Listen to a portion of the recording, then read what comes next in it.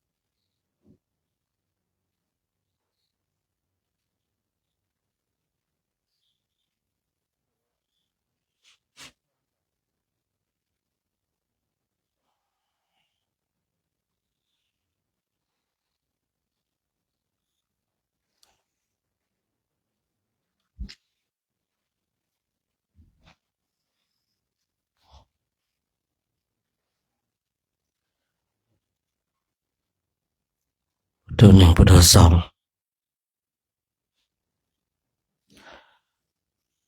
เจริญสุขสวัสดีพระโยคาวจรเจ้านะผู้ที่ใฝ่ในการสร้างคุณงามความดีใฝ่บุญใฝ่กุศลในช่วงเช้าแบบนี้ก็ชวนกันลุกปลุกกันตื่นชวนกันลุกปลุกกันตื่นมาสร้างคุณงามความดีนะบางทีเขาก็ชวนไปสร้างความไม่ดีสิ่งที่ไม่ดีปลุกกันทำสิ่งที่ไม่ดีก็มีมากเหลือเกินแต่เราเนี่ยชวนกันลุกปลุกกันตื่นมาสร้างคุณงามความดีกันในช่วงพักเช้าถึงแม้ว่าความหนาวของอากาศยังคงเดิม13-14 องศาแต่ความรู้สึกนี่มีมากเหลือเกินความรู้สึกนะในความรู้สึกนี่รู้สึกว่ามันหนาวนะแต่องศาก็13-14 องศามันคือเหมือนกับ1 กิโลเนี่ยเราเดินบางทีเหนื่อยแล้วรู้สึกมันไกลมากเลยนะเดินไปอ้าวนึกว่ามาได้ไกลที่ไหนได้100 เมตรอย่างเงี้ยนะในความรู้สึกมันบางอย่างนี่มันก็หลอกลวงเรานะความรู้สึกของคนเราเนี่ยแต่ความรู้สึกนั้นที่มันเกิดขึ้นเนี่ยมันก็มีเหตุมีผลอยู่ไม่ใช่ว่าเกิดขึ้นลอยๆเนี่ยอีกความรู้สึกรู้สึกว่าความหนาวเนี่ยวันนี้หนาวมากเลยแต่ถ้าเรามองดูองศาที่เขาวัดมามันน้อยกว่าเมื่อวานอีกมันมากกว่าเมื่อวานอีกเนี่ยนะฉะนั้นเราท่านทั้งหลายก็ว่ากันไปนะเรื่องของอากาศมันก็ทำหน้าที่ของเขาไปจะร้อนก็ดีจะหนาวก็ดีก็อย่าให้ความร้อนความหนาวมาเป็นอุปสรรคในการสร้างคุณงามความดีของเราเราก็ชวนกันลุกปลุกกันตื่นชวนกันมาสร้างคุณงามความดีมาทำวัดสวดมนต์มาเจริญธรรมกรรมฐานคนทั้งหลายยังมีความสุขกับการนอนหลับในเวลานี้คนส่วนมากนี่กำลังหลงไหลมีความสุขกับการนอนหลับบางกลุ่มก็ยังตื่นเพื่อทำมาหากินตื่นเพื่อทำกิจกรรมอันประกอบไปด้วยอกุศลแต่พระยุคาวจรเจ้าเช่นเรานี่ตื่นขึ้นมาทำสิ่งที่ประกอบไปด้วยกุศล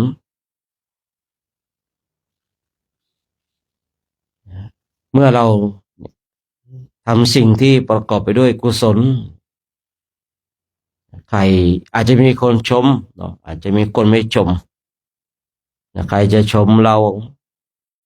หรือใครไม่ชมเรานะนั่นเป็นเรื่องของเขาเนาะทำไมคุยเรื่องนี้บ่อยๆเพราะว่าคือบางคนบางท่านเนี่ยติดจิตเนี่ยติดยึดนะอยู่กับคำชมอืมก็เราเนี่ยพอเวลาทำสิ่งหนึ่งสิ่งใดเนี่ยพอได้รับคำชมแล้วมันใจมันฟูแต่เมื่อเราทำสิ่งหนึ่งสิ่งใดไม่ได้รับคำชมแล้วใจมันแฟบนี่เราต้องปรับนะความคิดของเราใหม่ว่าการที่เราทำความดีเนี่ยเพื่อความดีเนี่ยเราไม่ได้ทำความดีเพื่อให้คนอื่นชมถ้าเราทำความดีเพื่อให้คนอื่นชมเดี๋ยวเราจะอดสร้างคุณงามความดีเพราะไม่มีใครชมเราแต่ถ้าเราทำความดีเพื่อความดีเราจะมีจุดยืนที่ชัดเจนเรามีจิตที่ตั้งมั่น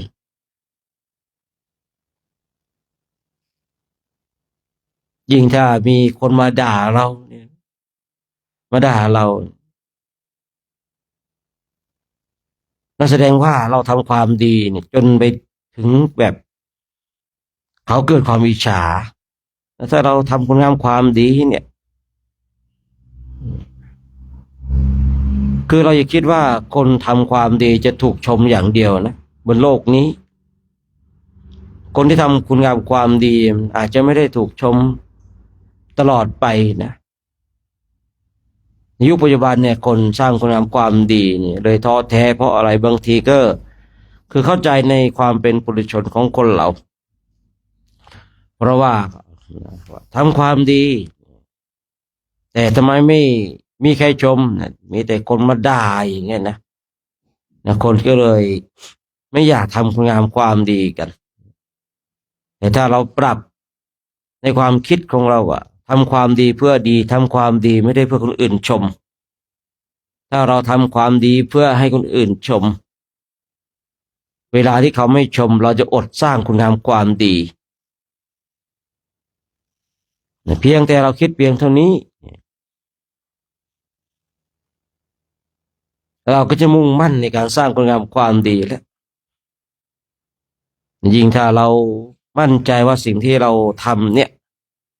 คือความดีอย่างแท้จริงมีคนอื่นมาด่าแสดงว่าความดีของเราเริ่มปรากฏในสายตาของคนไม่ดีเนี่ยคนไม่ดีนะอิจฉาเมื่อใดก็ตามเมื่อเราทำความดีนะท่านทั้งหลายแล้วคนไม่ดีเนี่ยมันด่าแสดงว่าความดีของเรามันปรากฏในสายตาของคนไม่ดีแต่ว่าคนในพวกนี้เขาก็ชอบอิจฉาอิจฉาไม่พอตายังร้อนอยู่นะแต่พวกอิจฉาตาร้อนนี่จับมาเดินทุดงค์ให้หมดเพราะอะไรนะเพื่อนจะได้อุ่นๆเนาะเวลามองคนอื่นนะเพราะตาเขาร้อนนะเออเพราะตาเขาร้อนเนี่ยจับมาเดินทุดงค์ให้หมดเลยนะอย่างของเรานี่นะของเราอาจจะมีเนาะอิจฉาแต่ตาเย็นเนาะทำไมหนาวกันหมดเลยเอออิจฉาเหมือนกันนะครับทำไมอิจฉาเหมือนกันแต่ผมไม่ได้ตาร้อนครับผมตาเย็นแต่ผมอิจฉาตาร้อนนะคงร้อนกันหมดแล้วแต่นี่ผมอิจฉาตาเย็นนะเลยหนาวกันหมดเลยอืมถูกต้องแล้วนะการที่มีคนอื่นมาอิจฉาเราเนี่ยแสดงว่าความดีมันปรากฏขึ้นเนี่ยผมเองเนี่ยมันก็อย่างที่บอกเนี่ยผมว่าผ้าสังฆาติมโหมแบบนี้ครับว่าโอ้ยไม่ใช่ผ้าเป็นพวกฤาษีผมก็ชอบใหญ่เลยนะคือไงอะคือบางคนนะท่านส่งเสริมเขาตกก็ขึ้นสวรรค์ไม่ได้แล้วก็ส่งเสริมเขาตกนรกไปอยู่ดีไม่ว่าดีนะอยู่ดีไม่ว่าดีนะอยู่เฉยๆเลยยังดีกว่าบางทีอะเนาะบางสำหรับบางคนนะสำหรับบางคนที่บอกว่าเวลาพูดดูฉลาดแต่ ถ้าไม่พูดดูฉลาดกว่าบางคนนะบางคนเนี่ยแหมเราเป็นผู้นิ่งเดี๋ยวเขาว่าเราไม่ฉลาดนะแต่พอพูดไปนะมันตัวเองจะแหมอวดฉลาดแต่ว่าพูดออกไปแล้วไม่พูดแล้วฉลาดกว่าอีกตอนเป็นผู้นิ่งอยู่ฉลาดกว่าเนี่ยชอบใจคำนี้มากเลยนะของตลกท่านหนึ่งคือเราเนี่ยคืออยู่ในขอบเขตของธรรมพอเห็นได้ยินอะไรก็ดีเห็นอะไรก็ดีนะถึงแม้ว่าจะเป็นพวกตลกโปกฮามันเล่นกันแต่ว่าทุกสิ่งทุกอย่างบนโลกเนี่ยมันขึ้นอยู่กับตัวของเราเองว่าเราจะจับประเด็นนะไปสู่ในจุดใดอย่างที่ผมบอกว่าการที่เราศึกษาในพระไตรปิฎกมาถึงในยุคเราเขาก็ทุ่มเถียงกันทุ่มเถียงกันอย่างโน้นอย่างนี้นั่นขึ้นอยู่กับตัวเราว่าเราจะจับเอาทำข้อไหนเราจะได้ข้อคิดได้ประโยชน์อะไรจากการที่คนทั้งหลายทะเลาะกันอย่างผมเองเนี่ยคนทะเลาะกันเนี่ยผมได้ประโยชน์อะไรบางทีเนี่ยเขาทะเลาะกันเรื่องนี้แล้วในพระไตรปิฎกเนี่ยต้นตำรับต้นกำเนิดเพราะว่าอย่างไรเขาทะเลาะกันเรื่องสมมติเรื่องกฐินไม่ก่อนกฐินนะ1 รูปกับ5 รูปนะทะเลาะกันตกลงว่ากฐินเนี่ย1 รูปหรือว่า5 รูปเนี่ยตกลงยังไงกันแน่นะคนทะเลาะกันเราได้ประโยชน์จากอะไรเป็นเครื่องสะกิดใจว่าเราจึงเข้าไปศึกษาไม่ใช่เพื่อไปหักล้างความคิดของบุคคลที่บอกว่า5 รูปหรือ1 รูปแต่เข้าไปศึกษาเพื่อรู้เพื่อทำความเข้าใจนะครับเพื่อความเข้าใจในตัวของเราเองเนี่ยคือถ้าเราเข้าไปอยู่ในกลุ่มของหนึ่งรูปได้นะมันก็จะเกิดการโอนเอียงหรือว่าเราเข้าไป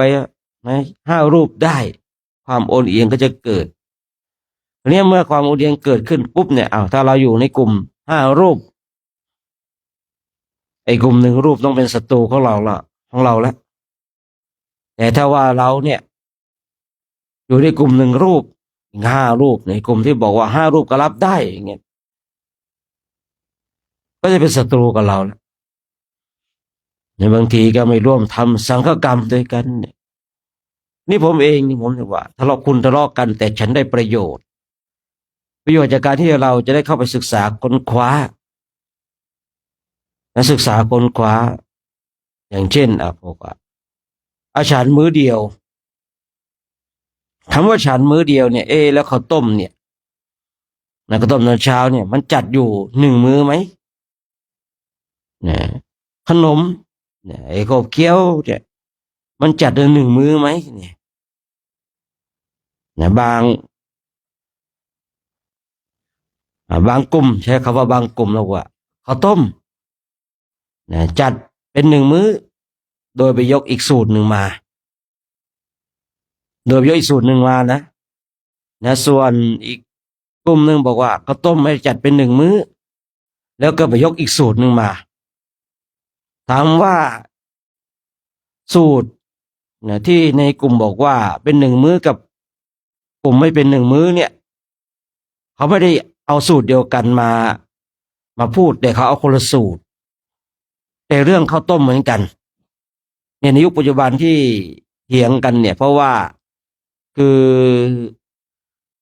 เอาต่างสูตรมาหักล้างซึ่งกันและกันก็เลยทำให้ผู้ที่ศึกษา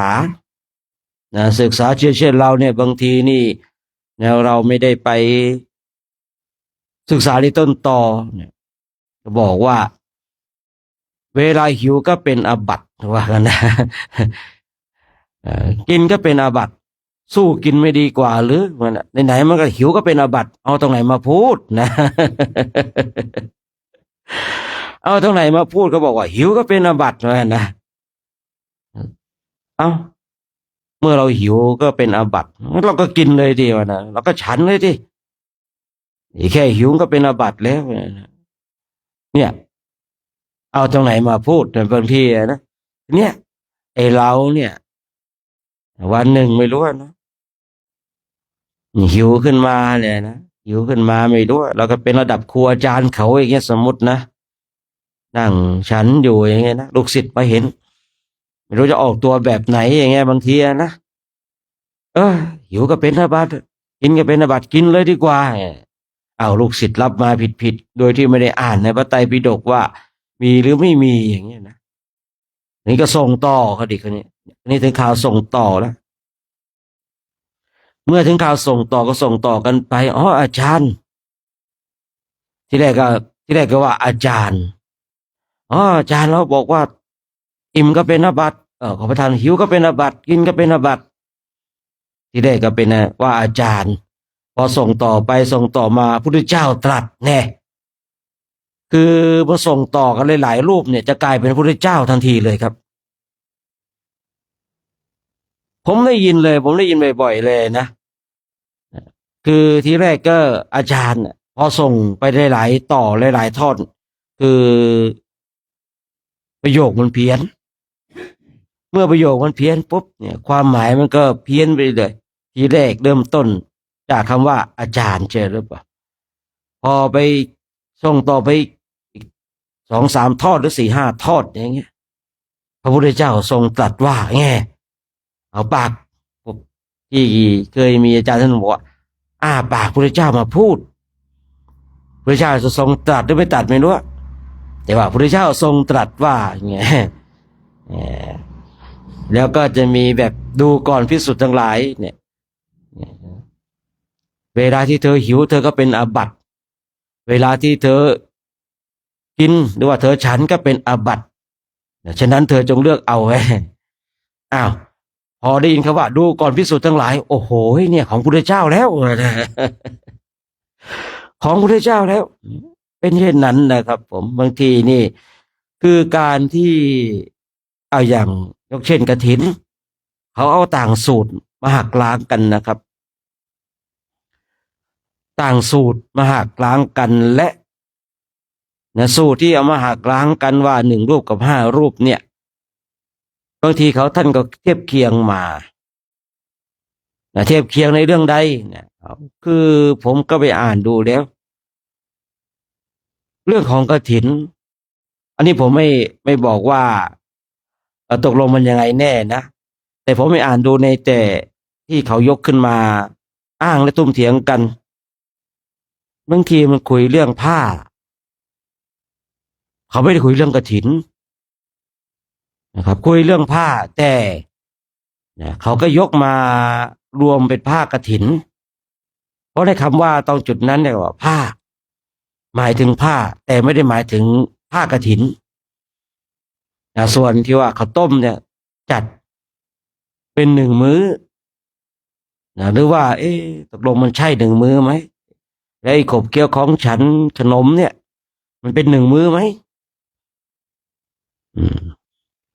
ได้ว่าพระพุทธเจ้าเดียบางคนบอกว่าพระพุทธเจ้าเนี่ยฉันหนึ่งมื้อเอาที่ไหนมาพูดเนาะพระองค์อาจจะฉันหนึ่งมื้อนะบางช่วงบางเวลาแต่ไม่ได้ตลอดชีวิตของพระองค์คือถ้าเรามองดูเราก็ไม่ได้เห็นว่าพระพุทธเจ้านั่งฉันข้าวต้มหรือเปล่าเนาะรูปก็ไม่มีวิดีโอก็ไม่ปรากฏนะแต่ทำไมผมจะกล้าพูดว่า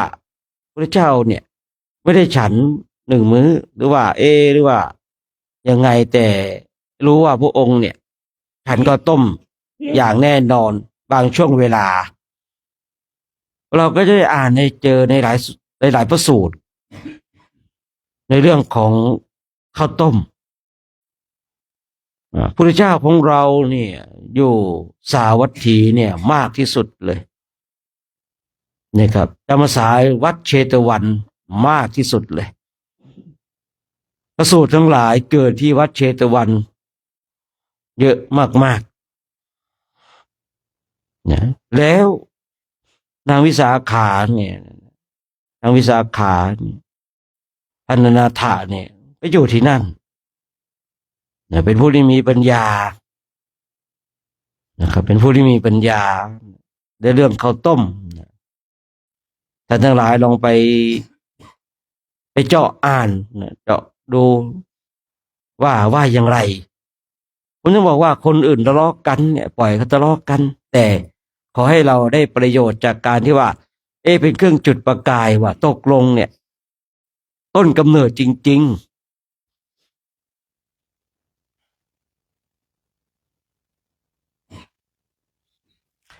ต้นกำเนิดจริงๆเนี่ยเป็นอย่างไรนะครับคือเมื่อเราเข้าไปศึกษาต้นกำเนิดแล้วเนี่ยเราก็จะรู้เลยต้นกำเนิดเป็นเช่นนี้พระองค์ทรงตรัสเช่นนี้นะแล้วในยุคของเราควรจะทำอย่างไรเนี่ยแบบนี้นะครับถ้าเป็นแบบนี้นะเราจะเข้าใจที่ผมบอกว่าเขาบอกว่าที่แรกอาจารย์บอกกันเนาะส่งต่อมาว่าพุทธเจ้าองค์ทรงตรัสหิวก็เป็นอาบัติกินก็เป็นอาบัติสู้กินดีกว่า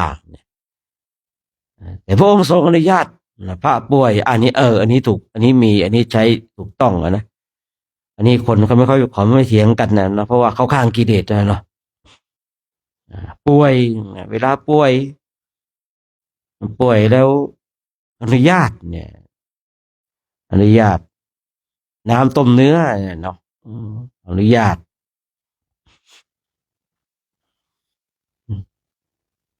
ป่วยแล้วอนุญาตอนุโลมได้ยังไงนะคือเนี่ยพอเวลาหิวก็เราก็ป่วยนี่เราเป็นโรคนี่ยิ่งได้ยินเมื่อวานว่าโอ้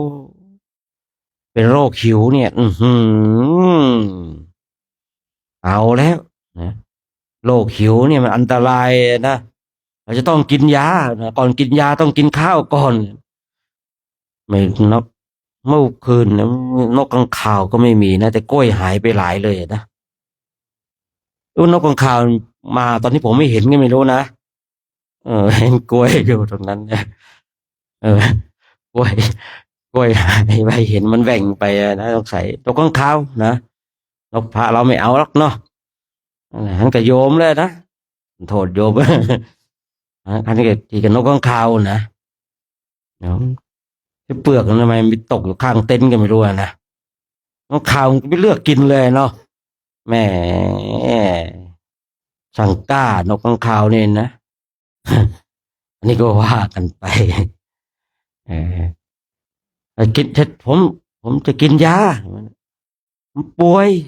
โรคอะไรโรคหิวเออจบเลยไปต่อไม่ได้นะผมจะกินยาครับนะเป็นเช่นนั้นก็มีนะบางคนยอมป่วยผมก็เลยว่าใครปรารถนาสิ่งใดขอให้ได้สิ่งนั้นขอให้ตนเองสมความปรารถนาเพราะอะไรบางทีเขาอยากป่วยแล้วก็เขาต้องการเนี่ยเราก็ให้เขาป่วยดีป่วยตลอดชาติไปเลยนะป่วยขอให้รักษาไม่หายด้วยเนาะอยากป่วยใช่เปล่าคุณอยากจะป่วยนี่นะผมบวชสามเณรภาคฤดูร้อนเนนคือช่องนั้นปากมันไวนะใครแอบกินขนมนะขอให้มันเจ็บท้องปากมันเร็วสติมันขาดตอนนั้นนะตกดึกมาเนนปวดท้องจริงครับทีนี้เนนปวดท้องเนี่ยมันเป็นหน้าที่ของใครต้องพาไปหาหมอล่ะเราเองนะครับต้องหารถกว่าจะไปหาหมอวิกลัวลูกเขาจะตายผลกวายพอหาหมอเสร็จต่อไปจะไม่ว่าอย่างนี้อีกแล้วนะเพราะอะไรนะถึงเขากินจริงเนี่ยเขาปวดท้อง เราเนี่ยนะต้องคอยดูแลนะเผลอสติไปนะคือพูดไปว่าใครแอบกินขนมขอให้ปวดท้องนะคืนนี้วะนะจะปวดท้องด้วยเรื่องอะไรก็ไม่รู้นะแต่ปวดจริงๆก็เลยทำให้ผมคิดพอถ้าปวดจริงๆเราเองเนี่ยเดือดร้อนนะต้องพาเขาไปหาหมอนะฉะนั้นก็ฝากไว้เนาะฝากไว้ในช่วงเช้านะของวันนี้นะของวันนี้นะ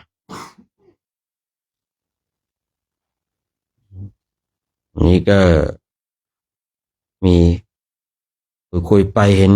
มีคอมเมนต์นะเมนว่าอะไรนะหลวงนะหลวงนะบิณฑบาตไหมครับมาบินสินะอ่าบินสินะอ่าเขาว่าไงนะเดี๋ยวอธิบายความเชื่อกับความจริงเหมือนกันหรือเปล่าครับเนาะเรื่องนี้คุยบ่อยๆเลยเนาะความเชื่ออาจจะจริงก็ได้ไม่จริงก็ได้นะความจริงอันประเสริฐสี่คืออริยสัจนี่คือความจริงแต่ความเชื่อนะครับความเชื่อเนี่ยจริงก็ได้ไม่จริงก็ได้นะครับเมื่อใดก็ตามที่เรามีความเชื่อเนี่ยบางคนเอาอย่างขอประทานอภัยคนตาบอดเขาอาจจะเชื่อว่าเวลานี้เป็นกลางวันก็ได้นะแต่ความจริงมันคือกลางคืนคนหลงทางคนหลงทางเขาก็เชื่อว่าที่ตัวเองไปเนี่ยเป็นทิศเหนือเนี่ยแต่ตนเองกำลังเดินไปทางทิศใต้ฉะนั้นความเชื่อเนี่ยจริงก็ได้ไม่จริงก็ได้แต่ความจริงความจริงก็คือความจริงความจริงเป็นสิ่งที่ไม่ตายแต่คนพูดความจริงระวังจะตายเนี่ยนะความจริงเป็นสิ่งที่ไม่ตายแต่คนที่พูดความจริงอาจจะตายก็ได้คำนี้มันถูกต้องนะครับผมฉะนั้นความจริงอันประเสริฐสี่คืออะไรคืออริยสัจสี่คือทุกข์สมุทัยนิโรธมรรคนี่คือความจริงคนเรามีการเกิดเป็นธรรมดาการแก่ธรรมดาการเจ็บธรรมดาและการตายของพัดภาคจากของรักของชอบใจเป็นธรรมดานี่คือความจริงนะนี่คือความจริงความเชื่อที่บอกว่าจริงก็ได้ไม่จริงก็ได้บางคนก็เชื่อว่าสิ่งเหล่านี้คนเรามีการเกิดเป็นธรรมดาเขาก็มีความเชื่ออันนี้คือความจริงเชื่อตามความเป็นจริงแต่บางอย่างเนี่ยความเชื่อก็ไม่จริงเสมอไปอย่างที่ได้กล่าวไว้เนาะได้กล่าวไว้เนาะว่าเพิ่งเคยเห็นประตูเป็นรูปยักษ์ส่วนมากเป็นเทวดาอันนี้มันแล้วแต่เจ้าวาดไม่แล้วแต่ว่าตรงนั้นตรงนี้อะไรคุยหลวงพ่อเนี่ยพอสำเริงของเราเนี่ยนะยกคำท่านมาเงินเราก็หาเองจะสร้างไงก็เรื่องของเราเนี่ยจะสร้างยังไงก็เรื่องของเราเนี่ยอันนี้แล้วแต่ความชอบของเจ้าวาดเนี่ยเจ้าวาดเขาอาจจะชอบท้าวเวทนะเขาอาจจะแบบอารมณ์ศิลป์ช่วงนั้นอาจจะท้าวเวทกำลังโด่งดังกับเอาแล้วท้าวเวทนี่เท่ากันเนี่ยนะบางทีคือจะรูปอะไรก็แล้วแต่เนาะก็คือบางสิ่งบางอย่างเนี่ยก็เกี่ยวกับพุทธศาสนาท้าวเวสสุวรรณเนี่ยนะฉะนั้นก็อันนี้ขึ้นอยู่กับความชอบเนาะโยมเขาถามมาพอดีเนาะถามมาพอดีในเรื่องกอว่าประตูรูปประตูนะเป็นท้าวเวสสุวรรณนะเป็นอะไรก็ได้โยมนะเพราะว่าทุกอย่างนี่ก็ถ้าเรามองเรื่องของปริศนาธรรมมันก็มีปริศนาธรรมอยู่ในนั้นทั้งหมดนะฉันก็ฝากไว้เนาะฝากไว้ทุกคนเนาะคงจะได้เวลาแล้วนะคงจะได้เวลาในการทำวัดสวดมนต์แล้วนะขยับเยือนเคลื่อนไหวกายบ้างเดี๋ยวจะอุ่นเกินเดี๋ยวก็หลับอีกนะอืมอืมแล้วหลับนี่ถ่ายรูปหน่อยนะด่วนโอ้โยมเอ้ย โยมท่านใดนอนไม่หลับนะมาเดินจาริกธุดงค์นี่นะไม่ต้องพึ่งยานอนหลับเลย นี่อาตมามีหลักฐานอ้างอิงนะอ้างอิงเลยขนาดท่านเนี่ยนั่งยังหลับเนี่ยนะไม่ได้ประจานเนาะแต่ว่าอยากจะให้มีญาติโยมเห็นหลักฐานไงนะว่าเฮ้ยเรามีหลักฐานที่ชัดเจนเลยนะนี่ใครนี่เนาะเพลงมาทั้งนี้นี่มาใครตรงนี้มาขยับมานี่อืมเรามีสมัยก่อนเนี่ยโอ้ยคนก็อยากออกทีวีกันนะดิ้นรนมาติดต่ออาจารย์ออกทีวีไหมขอ100,000โอ้แม่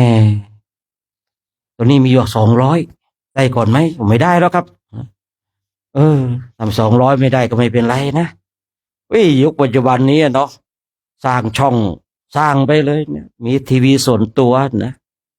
มีทีวีส่วนตัวมีช่องแดงช่องฟ้าช่องเขียวช่องดำช่องม่วงอะไรเยอะแยะไปหมดเลยนะเยอะแยะไปหมดเลยนะเดี๋ยวนี้นะมันเป็นความโชคดีของคนทั้งหลายเนาะนะที่ได้เกิดมาในยุคนี้นะเอาไหมดูไหมนี่ดังเดี๋ยวรออีกรอไหมนี่อันสวดธรรมจักรดีกว่าแต่เป็นอย่างนี้นะจริงๆผมก็ไม่อยากให้ไปกำหนดกฎเกณฑ์นะอยากก็ไปนะแต่ว่า เราไม่ได้สวดธรรมจักรหลายวันแล้วแต่เนี่ยธรรมจักรอนัตอาทิตย์12 ตำนานธรรมนิยามพวกเนี้ยนะสับเปลี่ยนหมุนเวียนไปเนี่ยพวกเนี้ยเนาะอะไรมากมายนะไม่ต้องเอาสวดพระปฏิโมกข์กันนะธรรมะสวดมนต์นะนิมนต์ด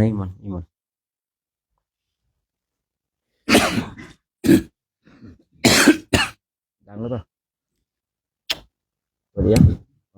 ดังไหม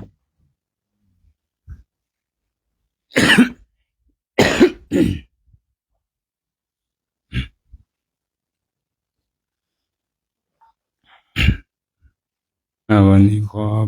อนุญาตกับครูบาอาจารย์ทุกรูปนะครับมาเป็นผู้ต้นเสียง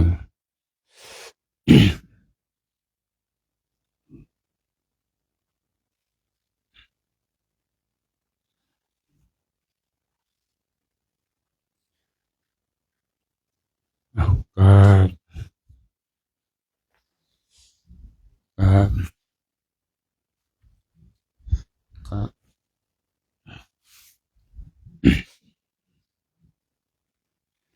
โยโสภะคะวะอะระหังสัมมาสัมพุทโธสวากขาโตเยนะภะคะวะตาธัมโมสุปฏิปันโนยัสสะภะคะวะโตสาวกสังโฆธัมมยังภะคะวันตังสัทธัมมังสัสสังฆังอิเมหิสกาเลหิยะทาระหังอาโลปิเตหิอภิปูชยามะสาธุโนพันเตภะคะวะสุจิระปรินิพพุตโตปิปัจฉิมาชนะตานุกัมปมานาสาอิเมสกาเลทุกขตาปนาการะภูเตปฏิคันหาตุอัมหากังจิคารตังหิตายะสุขายะอะระหังสัมมาสัมพุทโธภะคะวะพุทธังภะคะวันตังอภิวาเทมิสวากขาโตภะคะวะตาธัมโมธัมมังนัมสสามิสุปฏิปันโนภะคะวะโตสาวกสังโฆสังฆังนามามิห อันธรรมยังพุทธัสสะภะคะวะโตบุปภาคานามการังกะโรมาเสโมตัสสะภะคะวะโตอะระหะโตสัมมาสัมพุทธัสสะนะโมตัสสะภะคะวะโตอะระหะโตสัมมาสัมพุทธัสสะนะโมตัสสะภะคะวะโตอะระหะโตสัมมาสัมพุทธัสสะอันธรรมยังพุทธาภิสุติงกะโรมาเสโอโสตถาคตอะระหังสัมมาสัมพุทโธวิชชาจรณะสัมปันโนสุขโตโลกวิทูอนุตตรปุริสธรรมสารถิสาเท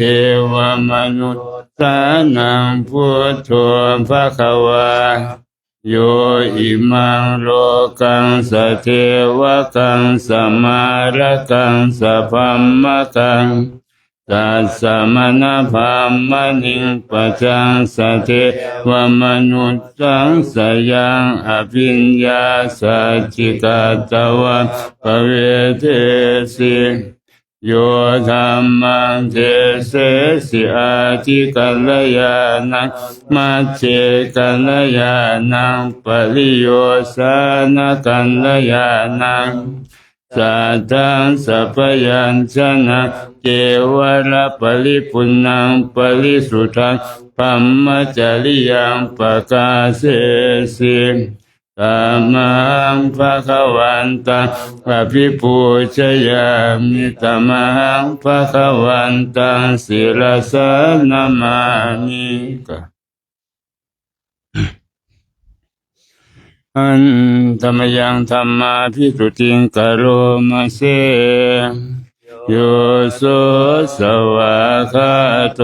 ภะคะวะตาธัมโมสันติติโกอาคาลิโกเอหิปัสสิโกโอปัญญิโกปัญญาตังเวทิตาโพ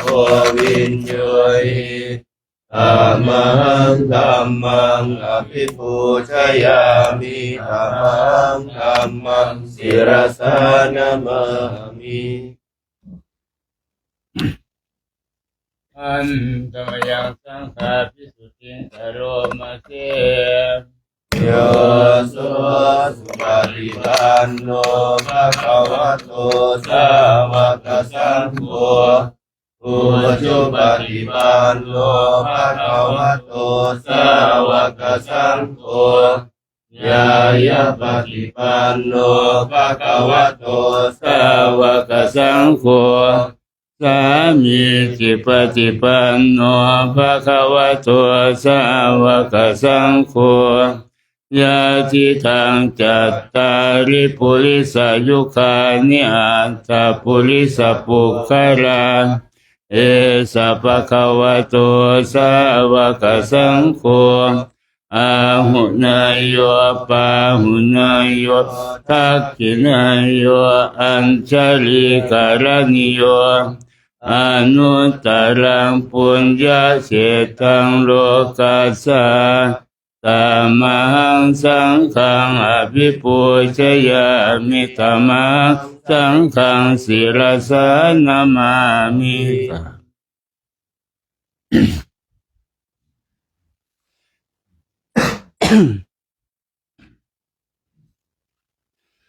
อันธรรมยังรัตนตยปนามคาทายโยเจวะสังเวขะปริกิตนาปทัญจปนามาเสชวนสุสุโทกรุณามหันนาวังโยจันตสุทัพพรยานโรจโนโรกัสสปะปุปจิเลสคาตโกวันทามิพุทธังอหมาทะเลนะตังธัมโมปฏิปวิยตัสสะสัตตุโนโยมัคคปะกามัตถเพทพินนโก โรกุตโรโยจะตถาจติปโนวันธามิธรรมังอหมาทะเลนะตังสังโฆสุเขตาปยติเขตาสัญญิโตโยติทัสสันโตสุขตานุโพชโกโรรัปปหิโนอริโยสุเมทโสวันธามิธรรมังอหมาทะเลนะตังสังโฆสุเขตาปยติเขตาสัญญิโตโยจิตตสันโตสุขตานุโพชโกโรรัปปหิโนอริโยสุเมทโสวันธามิสังฆังอหมาทะเลนะตังอิเตวะเมกันตภิปูสเนยกังวัตถุตยังวันทยตาภิสังขตังปุญญังมายายังมะมะสะปุปัตถวามาหุนตุเวตัสสะปะภาวะสิทธิยาอิทัตถาคโตโลเกอุปันโนอะระหังสัมมาสัมพุทโธธัมโมจะเทสิโตนิยานิโกอุปสัมมิโกปรินิพพานิโกสัมโพธคามิสุขตัปปเวทิโตมายันตังธัมมังสุตวะเอวังชานามะชาติปิทุกขาชราปิทุกขามรณะปิทุกขังโสกปริเทวทุกขโทมนัสสุปายาสาปิทุกขาอภิเยหิสัมปโยโคทุโคปิเยหิวิปปโยโคทุโคยัมปิชังนรปฏิตัมปิทุกขังสังคิเตนะปัญจุปาทานะขันธาทุกขาเตยะทิทังรูปูปาทานะขันโทเวทนุปาทานะขันโทสัญญูปาทานะขันโทสังขารูปาทานะขันโทวิญญาณุปาทานะขันโทเยสังปริญญายะคารมาโนโสภะคะวะเอวังพะรัง สาวะเจวิเนติเอวังภาคาจะปนัสสะภะคะวะโตสาวะเจสุอนุสาสนีพหุราปวัตติรูปังอนิจจังเวทนาอนิจจาสัญญาอนิจจาสังขารานิจจาวิญญาณังอนิจจังรูปังอนัตตาเวทนาอนัตตาสัญญาอนัตตาสังขาราอนัตตาวิญญาณังอนัตตาสัพเพสังขารานิจจาสัพเพธัมมาอนัตตาติเตมะยังโอตินามหาชาติยาชรามรณะนาโตเจหิปริเทเวหิทุเทหิโทมนัสเสหิอุปายาเสหิทุกโขตินาทุกขปะเรตาอเปวนามิมาสเกวราสทุขังขันทัสสะอันตกิริยาปัญญาเยธาติจิราปรินิพุตัมปิตังภะคะวันตังอุทิศสะอรหันตังสัมมาสัมพุทธังสัทธาคารัสมาอนาคาริยังปัปปะชิตาตัสมิงภะคะวะติภัมมัจจริยังจรามาภิกขุนังสิกขาสาสิวะสมาปนาตังโนภัมมัจจริยังอิมาสเกวราสตุขังขันทัสสะอันตกิริยายะสังวัตตุติ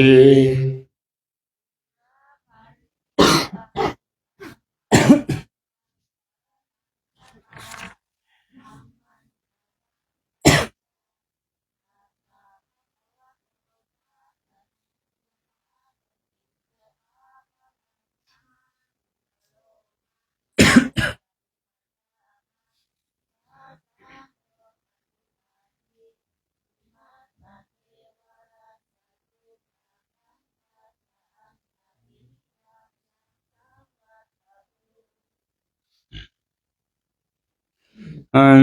ธรรมยังตังคณิกาปัจเจเวคณะปะทังพนามาเสปฏิสังขายโยนิโสจิวรังปฏิเสวามิยาวะเทวะสิตัสสะปฏิฆาตายะอุณหัสสะปฏิฆาตายะตังสมะกัสสวะตาตปะสิลิงสปะสัมปัสสานะปฏิฆาตายะยาวะเทวะหิริโกปินาปฏิชาตนาทังปฏิสังขายโยนิโสปินทปาตังปฏิเสวามิเนวะทวายนะมัทธายนะมันธนายนะวิภูสนายะยาวะเทวะอิมัสสกายัสสะทิฏฐิยายะปนายะสุปรติยาภัมมจริยานุขายะอิติปุรานันจะเวทนังปฏิหังคามินวันจะเวทนังนาอุปาเทสามิยาตราจะเมภวิสติอนวัจตาจะภาสุวิหาโลจาติปฏิสังขายโยนิโสเสนาสนังปฏิเสวามิยาวะเทวะสิตัสสะปฏิฆาตายะอุณหัสสะปฏิฆาตายะดังสมะกัสสวะตาตปะสิลิงสปะสัมปัสสานังปฏิฆาตายะยาวะเทวะอุตุปริสยวิโนทนังปฏิสันลานารามะทังปฏิสังขายโยนิโสทิลานะปัจจยเพสัจจปริขารังปฏิเสวามิยาวะเทวะอุปนานังเวยาภาติกานังเวทนานังปฏิ อิฆาตายะอัปยาปัจจปรมัตตายาติอันธรรมยังธาตุปฏิกุระปัจเจเวคณะปะทังพนามาเสยะถาปัจจยังปวัตตมะธาตุมัตตเมเวตายะทิทังตตุปปุจจโกจะปุคคโรธาตุมัตตโกนิสัตโตนิชีโวสุญโยสัพพานิปนะอิมานิสินิอจิคุจนิยานิอิมังปุติกายังปัตตวะอติวิยาจิคุจนิยานิชายันติยถาปัจจยังปวัตตมานังตุมาตเมเว ตังยาทิตังปินทปาโตจตุปปุจจโกจะปุคคโรธาตุมาตะโกนิสัตโตนิชีโวสุญโยสัพโพปนะยังปินทปาโตอจิโกจนิโยอิมังติกายังปัตตวะอติวิยาจิโกจนิโยชายติยถาปัจจยังปวัตตมานังตุมาตเมเวตังยาทิทังตตุปปุจจโกจะปุคคโรธาตุมัตตโกนิสัตโตนิชีโวสุญโยสัพโพปนะอิมานิเสนาสนานิอจิคุจนิยานิอิมังปุติกายังปัตตวะอติวิยาจิคุจนิยานิชายติยถาปัจจยังปวัตตมานังตเมเวตังยาทิทังจิลานะปัจจยเพสัจจปริคาโรจตุตปุจจโกจะปุคคโรธาตุมัตตโกนิสัตโตนิชีโวสุญโยสัพโพปนายังนะปัจจยเพสัจจปริคาโรอจิคุจนิโยอิมังปุติกายังปัตตวะอติวิยาจิคุจนิโยชายติต่อไปมนต์พิธีเปิดเป็นนา86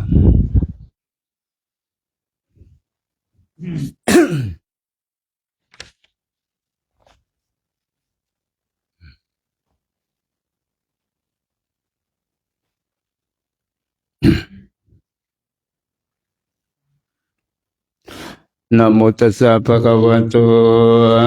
อะระหะโตสัมมาสัมพุทธ ตัสสะนะโมตัสสะภะคะวะโตอะระหะโตสัมมาสัมพุทธัสสะนะโมตัสสะภะคะวะโตอะระหะโตสัมมาสัมพุทธัสสะเอวเมสุตังเอกังสมยังภะคะวะภาลานัสยังวิหารติอิติปัสมิขตาเยตัตตะละโคภะคะวะปัญจวัคคีย์ภิกขุอามันเตสิตเวเมภิกขเวอันตปาปจิเตนะนะเสวิตาปโยจายังกาเมสุกามสุขันลิกานุโยโคหิโนคัมโมตัวจนิโกอนาลิโยอนัตตสนิตัวโยจายังอัตตกิลมัทานุโยโคทุโคอนาลิโยอนัตตสนิตัวเอเตเตภิกขเวเตอนุปคัมมมัชฌิมาปฏิปทาตถาคเต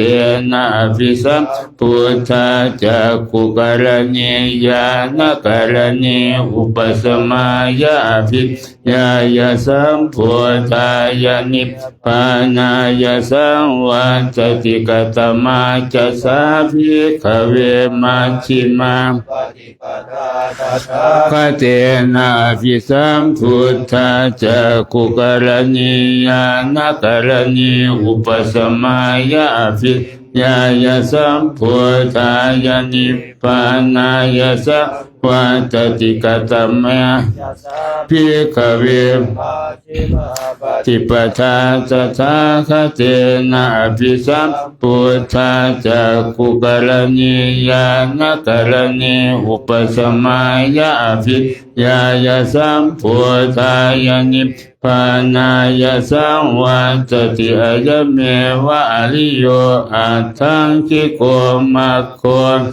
ยะทิทังสัมมาทิฏฐิสัมมาสังกัปปะสัมมาวาจาสัมมากัมมันโตสัมมาอาชีวะสัมมายาสัมมาสติสัมมาสมาธิอายังโค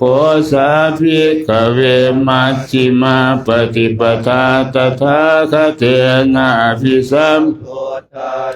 กุกรณีญาณกรณีอุปสมายาภิญญายสัมพุทธายานิพพานายสังวัตติทังโคปนะภิกขเวทุกขังอริยสัจจัง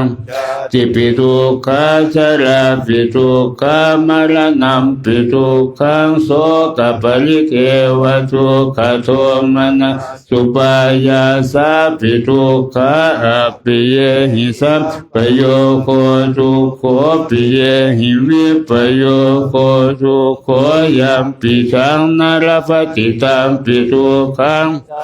เตนะปัญจุปทานะขันธาทุกขาอิทังโคปนะภิกขเวทุกขสมุทัยโยอริยสัจจังญายังตัณหาปุโนภวิกานันทิรัตตันตระตัตตระ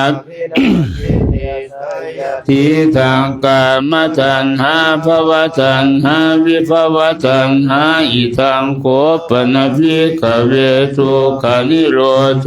อริยสัจจังโยตัสสะเยวะทะ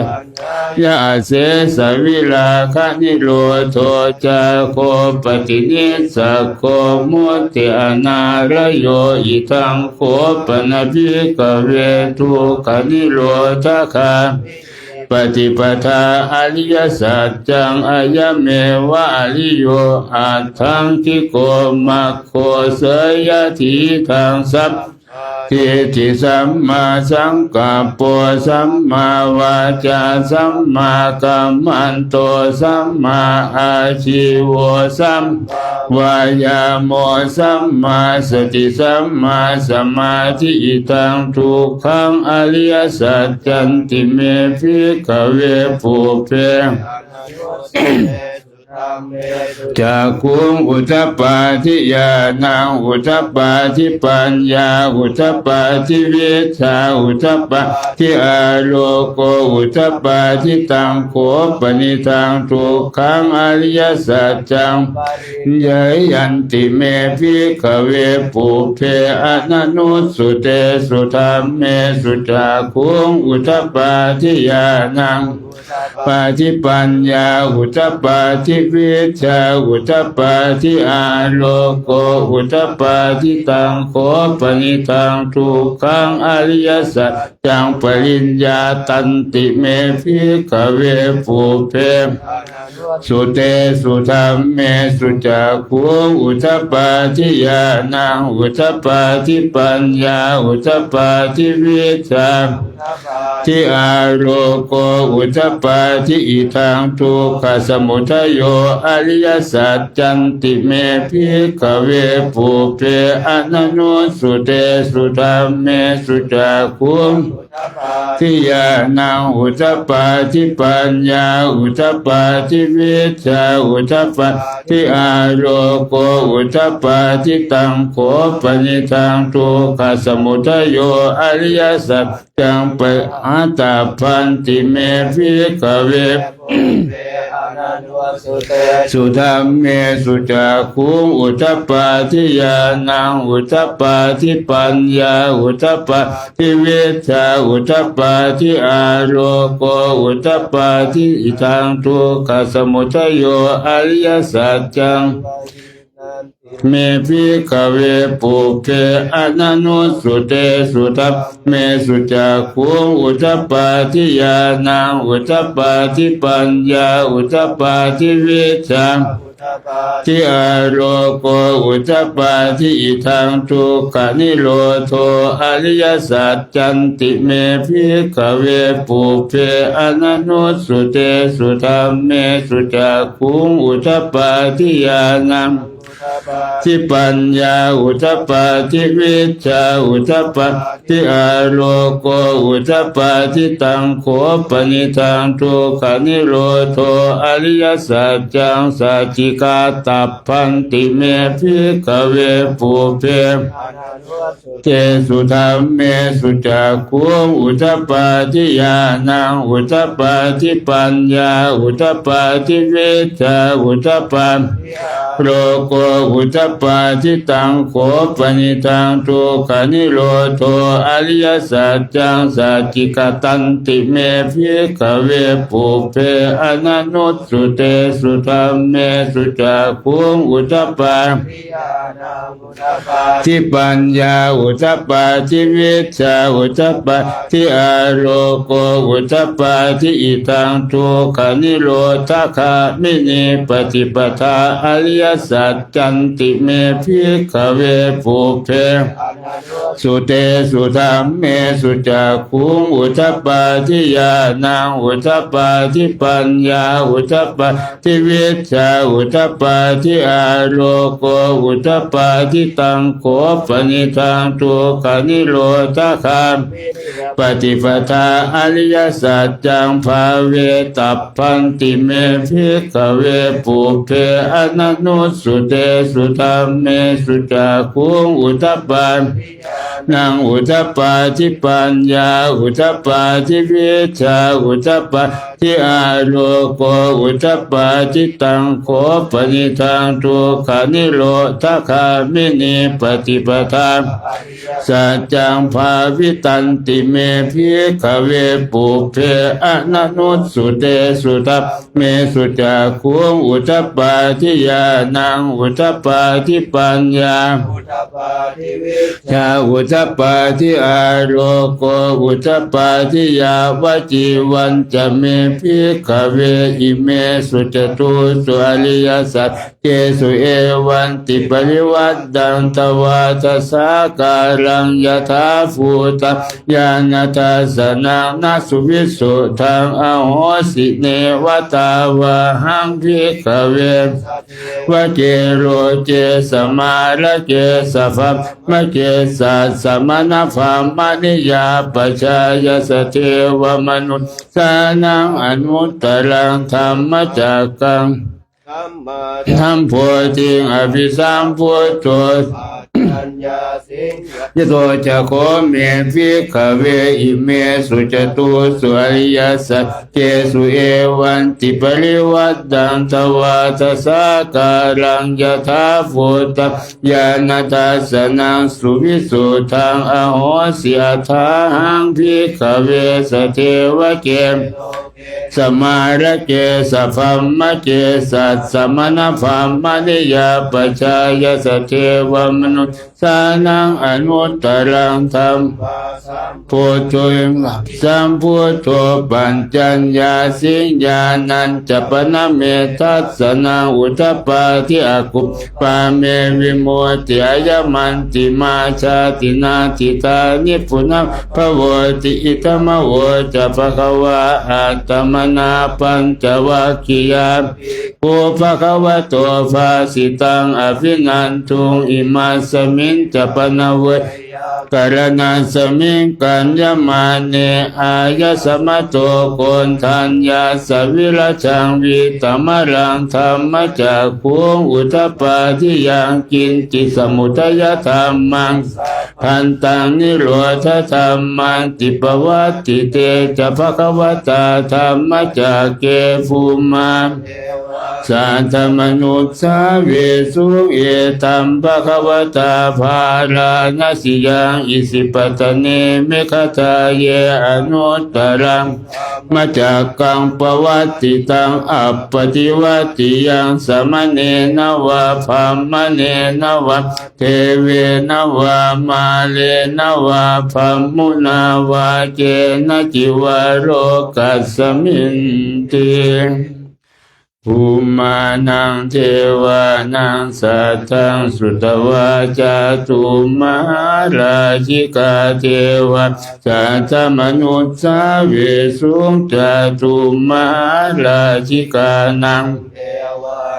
สัตตังสุตวาตาวติงสาเทวาสัตตมนุสสาเวสุตาวติงสานังเทวานังสัตตังสุตวายามาเทวาสัตตมนุสสาเวสุยามานังเทวานังสัตตังสุตวาตุสิตาเทวาสัตตมนุสสาเวสุตุสิตานัง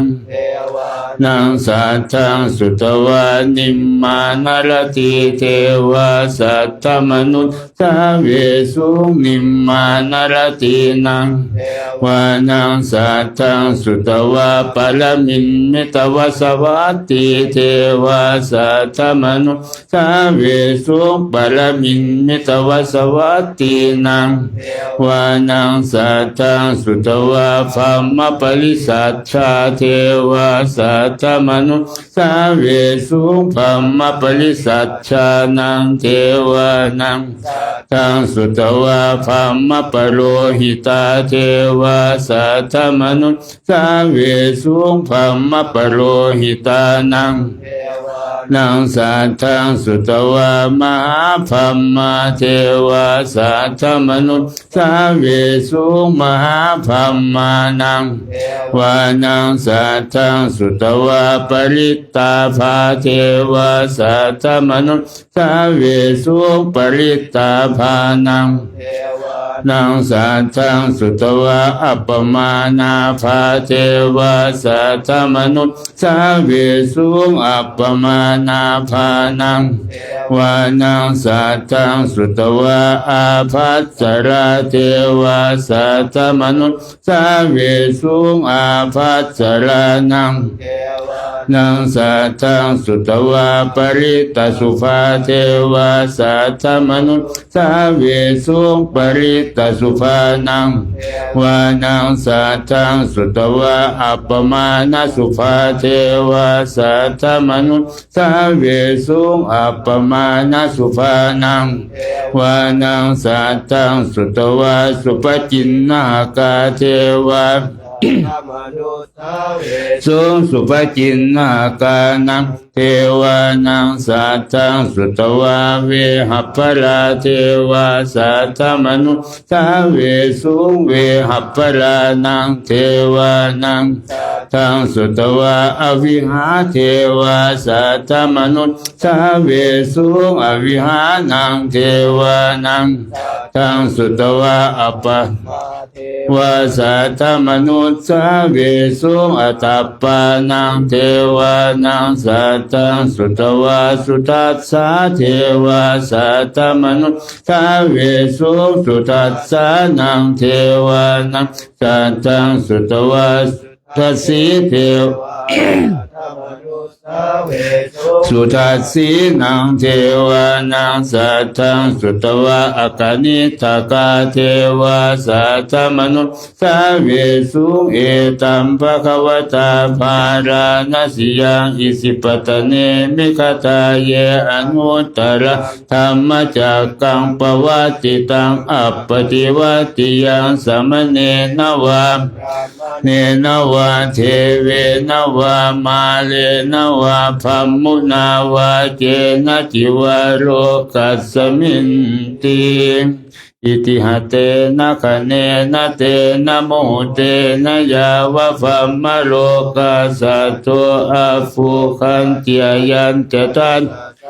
สิโลกธาตุสังกัมปิสัมปะกัมปิสัมปะเวทิอัปปมาโนจะโอราโลโอภาโสโลเกปะตุระโหสิอติกัมเมวะเทวานังนุภาวังอัตถโคภะคะวะอุทานังอุทาเนสิอัญญาสิวัตโฟโกนทันโยอัญญาสิวัตโฟโกนทันโยติอิติตังอายะสมะโตโกนทันยาสัญญาทันโยตัมมนามังอาโหสิติเป็นหน้าต่อไปอนัตตลักษณ์สูตร เอวเมสุตังเอกังสมยังภควาภาราณสิยังวิหารติอิสิปตเนมิคตาเยตัตตะละโคภควาปัญจวัคคีเยภิกขุอามันเตสิรูปังภิกขเวอนัตตารูปัญจหิตังภิกขเวภวิสนยิทังรูปังอาภาทายสังวัตเตยลาเพตตรูปเอวังเมรูปังโหตุเอวังเมปังมาอโหสิจัสจะโคภิกขเวรูปังอนัตตาตัสมารูปังอาภาทายสังวัตตินาจราปฏิรูปเอวังเมโหตุเอวังเมรูปังมาอโหสิติเวทนาอนัตตาเวทนาจะหิทังภิกขเวอัตตาอภวิตเวทนาอาภาทายสังวัตเตยลาเพตตยะเอวังเมเวทนาโหตุเอวังเมเวทนามาอโหสิติยัสสมาจะโคภิกขเวเวทนาอนัตตาตัสสมาเวทนาทายสังวัตตินาจราปฏิเวทนายะเอวังเมเวทนาโหตุเอวังเมมาอโหสิติสัญญาอนัตตาสัญญาใจทางภิกขเวอัตตาอภวิสนยิทังสัญญาอาภาทายสังวัตเตยราเพตตสัญญายะเอวังเมมา เอวังเมสัญญามาอโหสิติยัสสมาจะโควิกเวสัญญาอนัตตาสมาสัญญาอาภาตายสังวัตยละปฏิสัญญาเอวังเมสัญญาโหตุเอวังเมสัญญามาอโหสิติสังขารานัตตาสังขาราจิตังพิกเวอัตตาอภวิสทังสังขาราอาภาทายสังวัตยุราเปตจะสังขาเรสุเอวังเมสังขาราโหตุเอวังเมมาหิสุนติยัสสมาจะโคภิกเวสังขารานัตตาตัสสมาสังขาราอาภาทายสังตันตินจลาปฏิสังขาเรสุเอวังเมสังราโหตุเอวังเมสังขารามาหิสุนติวิญญาณังอนัตตาวิญญาณังจหิตังสัญญาณังอาภาทายสังวัตยราเพตจะวิญญาณเอวังเมวิญญาณังโหตุเอวังเมวิญญาณังมาโหสิติยัสสมาจะโคภิกเวนังอนัตตาตัสสมาวิญญาณังอาภาทายสังวัตตินจราปฏิสังนังวังเมวิญญาณังโหตุเอวังเมวิญญาณังมาโหสิติตังกิมมัญญตภิกเวรูปังนิจจังวาอนิจจังวาเตียนิจจังพันเต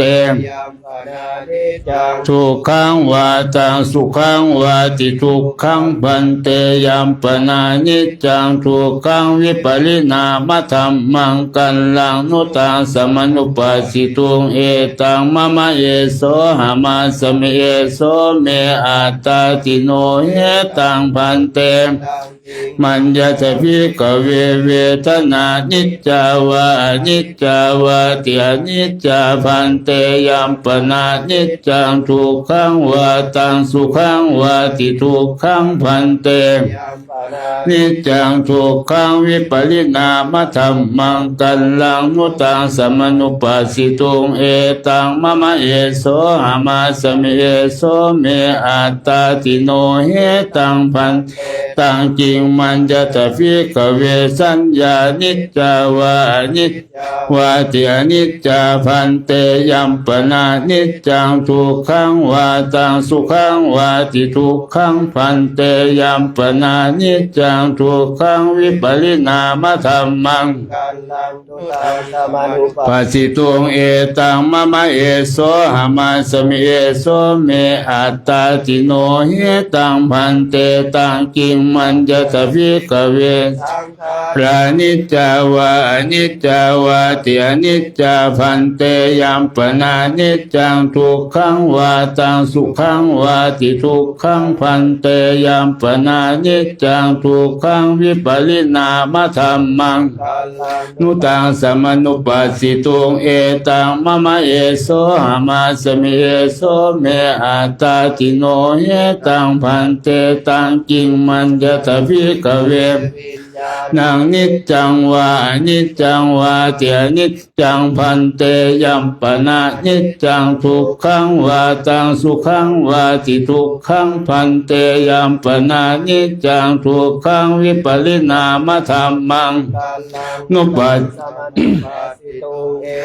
มะมะเอโสหามาสเมเอโสเมอัตตาติโนเฮตังพันเตตัสสมาหิตากเวยังกินจิรูปังอธิตานาคตปัจจุบันนังอัจฉัตตังวาพหิตาวาโอรานิกังวาสุขุมังวาหินังวาปณิตังวายันตุเลวาสัตตเนตังมะมะเนโสหามาสมินาเมโสอัตตาติเอวเมตังยถาภูตังสัมมัปปัญญายทัตถะปัญญากาจิเวทนาอติตานาคตปัจจุปันนาอัจฉัตตาวาพหิตาวาโอรา วาสุขุมาวายนาวาปณิตาวายาทุเลสันติเกวาสัพพเวทนาเนตังมะมะเนโสหามาสมินาเมโสอัตตาติเอวะเมตังตังสัมมัปปัญญายทัตถพังยากาจิสัญญาอติตานาคตปัจจุปันนาอัจฉตาวาฟหิตาวาโอราลิกาวาสุขุมาวายนาวาปณิตาวาสันติเกวาสัพพสัญญาเนตังมะมะเนโสหามาสมินาเมโสอัตตาติเอวะเมตังยถาภูตังสัมมัปปัญญายทัตถพังเยเกกิสังขาราติตาปหิตาวาโอราลิกาวาสุขุมาวายนาวาปณิตาวาเยตุเลสันติเกวาสัพเพสังขาราเนตังมะมะเนโสหามาสมินาเมโสเทวเมตังยถาภูตังสัมมัปปัญญายทัตถพังยังกินติวิญญาณังอติตานาคตปัจจุปันนังโอราลิกังวาสุขุมังวาหินังวาปณิตังวายาตุเลสันติเกวาสัพพังนังเนตังมะมะเนโสหามาสมินาเมโสอัตตาติเอวะเมตังยถาภูตังสัมมัปปัญญายทัตถพังเอวังปัสสังภิกขเวสุตวะอริยสาวกรูปัสสมิปินิพินตติพินตติสัญญายปินิพินตติสังขารเรสุปินิพินตติวิญญาณัสสมิปินิพินตติเนตังวิโรนิโมตเมติยานาคิติสีนาชาติโวสิตังพัมมจริยังกตังกรณียังนาปรังอิทัตตายาติปชานาติธรรมโวจะภควานปัญจวัคคียาภิกขุภควโตภาสิตังอภินันทุงอิมาสมิงจะปนเวยากรณาสมิงกัญญมาเนปัญจวัคคียานังภิกขุนังอนุปาทายาอาสเวจิตตานิวิมุตติสุติเปิดก็เป็นนาน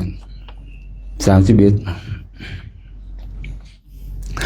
เอวเมสุตังเอกังสมยังภควาสาวัตติยังวิหารติเจตวเนอนาถปินจิกาสาราเมตัตตระโคภควะภิกขุอามันเตสิภิกขโวติภกัตเตติเตภิกขุภควะโตปัจจัสโสสุงภควะเอตตะโวจาเมตายาภิกขเววิมุตติยาอาเสวิตายาภาวิตายาภหุลิกตายายานิกตายาวาตุกตายาอนุจิตายาปริกิตายาสุสมาราตายาเอกาทัสสานิสังสาปฏิกังคากตเม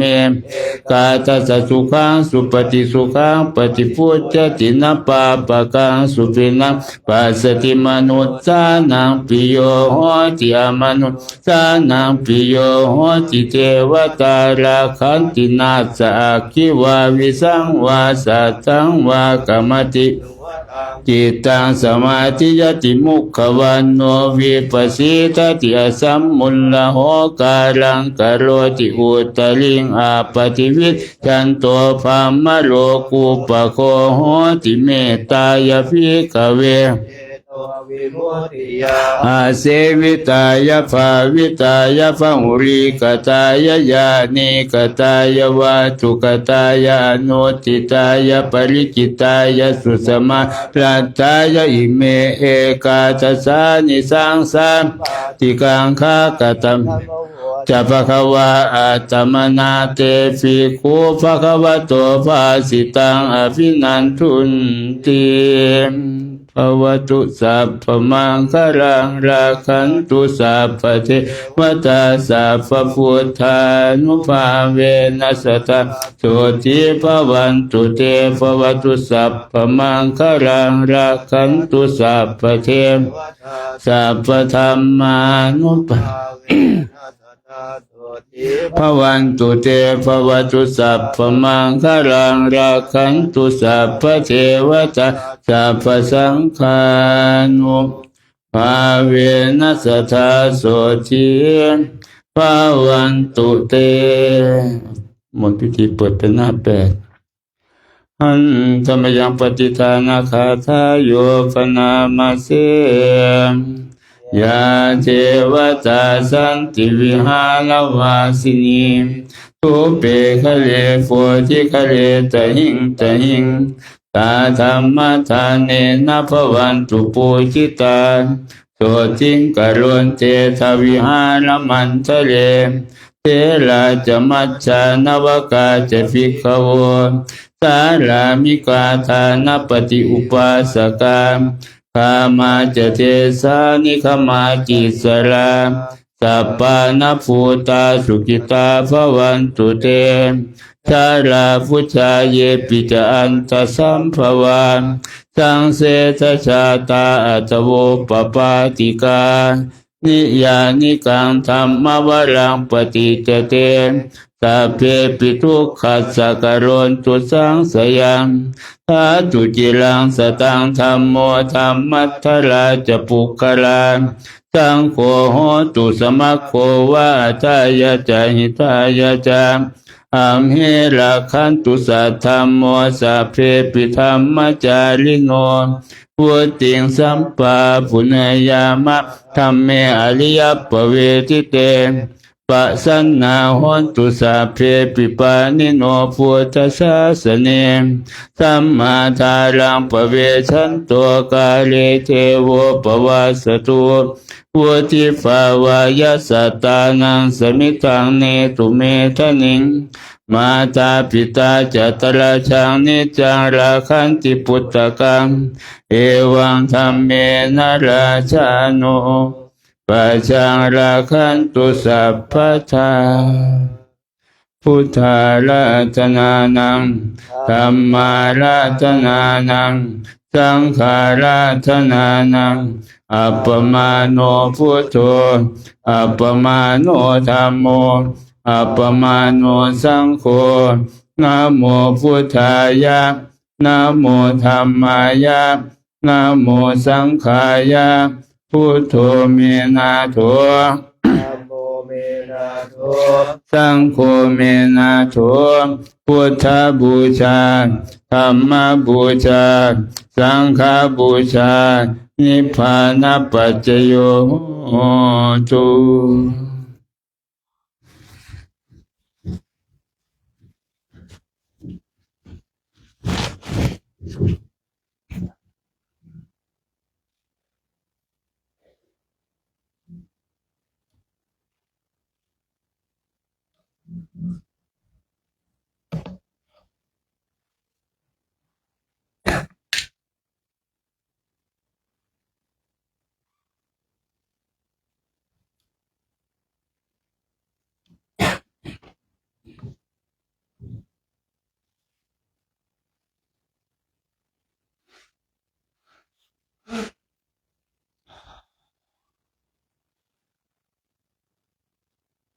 หลังจากที่เราได้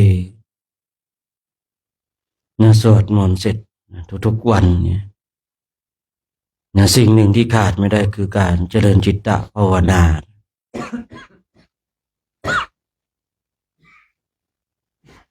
ในการเจริญจิตตภาวนาในช่วงเช้าความง่วงเหานอนเนี่ยคืออุปสรรคใหญ่นะถ้าเราคิดว่านั่งเพื่อที่จะหลับมันก็จะหลับนะแต่ถ้าเราคิดที่จะต่อสู้ต่อกิเลสทั้งหลาย างทีร่างกายมันอุ่นไปก็ทำให้เราหลับได้ง่ายนะผมเองบางทีก็ช่วงหน้าหนาวแบบนี้นั่งสมาธิชอบหลับผมก็เอาออกหมดนะครับนะไม่ให้ร่างกายมันอุ่นอันนี้คือการกำราบกิเลสในกิเลสที่มันชอบทำให้เราง่วงเหงาเหานอนเกิดความหนาวมันไม่หลับเนี่ยไม่หลับปุ๊บเนี่ยเรามีสติสัมปชัญญะอยู่กับลมหายใจเข้าออกในแรกๆความเย็นความหนาวมันก็ปรากฏแต่พอจิตของเรามีสมาธิความหนาวมันก็หายไปนะแต่บางทีท่านที่ชอบนั่งแล้วหลับเนี่ยร่างกายมันอุ่นคือเราจะต้องมาต่อสู้ถ้าเราอยากเอาชนะถ้าเราอยากจะออกจากวัฏสงสารนี้แต่ถ้าบุคคลใดยังเพลิดเพลินอยู่กับโลกนี้อันนี้ก็ไม่ว่ากันนะอันนี้ก็ไม่ว่ากันแต่ถ้าว่าเราเนี่ยเห็นโทษเห็นภัยเห็นความทุกข์ทั้งหลายปรากฏขึ้นนี่กิเลสทั้งหลายมันก็น่ากลัวเนี่ยนะแต่ก็ไม่ใช่ว่าน่ากลัวจนทำอะไรไม่ได้นะบางทีถ้าเราจะต่อสู้หรือถ้ามันนั่งและชอบหลับอย่างเงี้ยนะบางทีร่างกายมันอุ่นเกินไปนะอุ่นเกินไปมันเลยทำให้หลับทำให้ขาดสติขาดสติเมื่อไรมันก็หลับเมื่อนั้นมีสติมันก็ไม่หลับมีสติมีสัมปชัญญะสมาธิจิตก็เกิดขึ้นแต่ถ้าขาดสติความหลับไหลมันก็จะเข้ามาเมื่อเรานั่งอยู่ในอิริยาบถของการหลับไหลนั่งไปก็หลับไปถามว่าได้อะไรก็ได้นั่งนะถามว่าจะทำให้เราเนี่ยทำลายกิเลสได้ไหมมันก็ไม่ได้อย่างแน่นอนนั่งร้อยชาติพันชาตินั่งเป็นกับก็ไม่ได้อย่างแน่นอนเพราะอะไรนะจิตของเราไม่เต็มรอบนะจิตของเราไม่สมควรแก่การไม่สมควรแก่ธรรมนี่การมาเป็นเพียรภาวนาเนี่ยคือที่เรานั่งภาวนาจุดประสงค์หลักแล้วเราต้องเข้าใจในจุดประสงค์หลักของการนั่งมาเป็นเพียรภาวนาเรานั่งเพื่อที่จะหลุดพ้นออกจากวัฏสงสารนี้ที่เรามาสร้างความเพียรพยายามละกิเลสที่มันนอนเรื่องในจิตตสันดานของเราเพียรรักษาความดีเพียรสร้างความดีที่เรามาเดินจงกรมนั่งสมาธิที่เรามาจาริกทุดงค์เช่นนี้เนี่ยเรามาสร้างความเพียรบุคคลใดมีความเพียรที่ถูกต้องบุคคลนั้นย่อมออกจากวัฏสงสารนี้ได้อย่างเราเนี่ยถ้าว่านั่งหลับเนี่ยความเพียรที่ถูกต้องไหมมันก็มีความเพียรอยู่นะแต่ว่าความเพียรไม่ถูกต้องเพราะว่า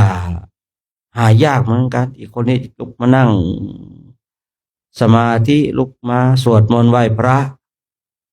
เราสามารถลุกจากที่นอนได้นะ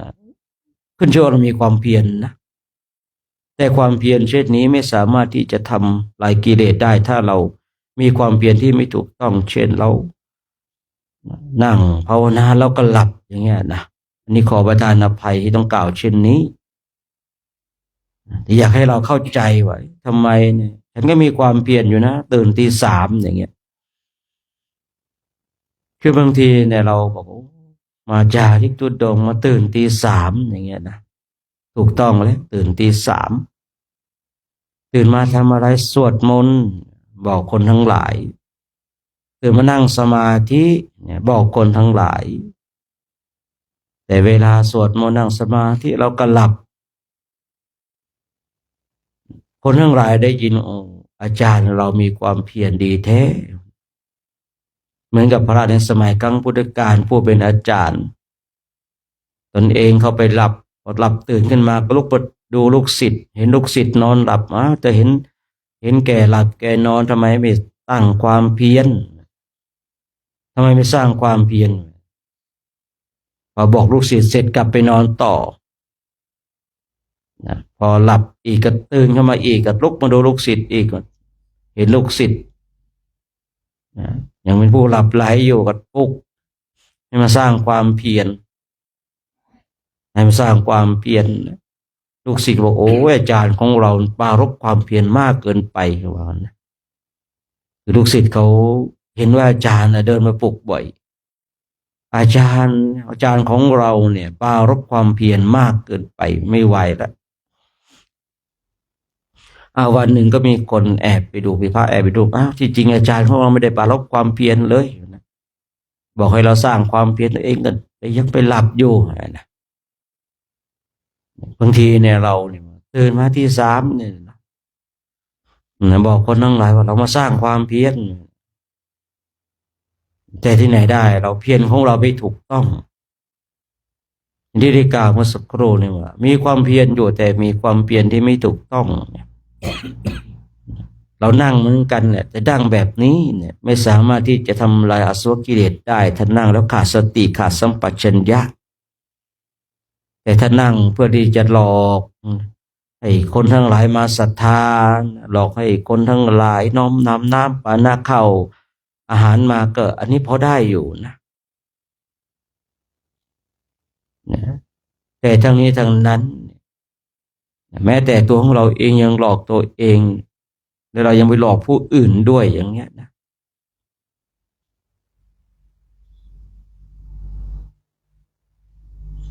เราก็ขึ้นชื่อว่าสร้างกรรมที่ไม่ดีการที่เราลุกขึ้นมาตี3ตี4มาสร้างความเพียรกันเช่นนี้ดีแล้วแต่ขอให้มีความเพียรที่ถูกต้องฝึกปฏิบัติธรรมกรรมฐานพิจารณาในธาตุในขันธ์ไปบางทีก็ยกจิตขึ้นมาเนี่ยมาดูกายของเราให้จิตมันมีงานทำถ้าจิตของเราชอบหลับไหลนะให้จิตของเรามีงานท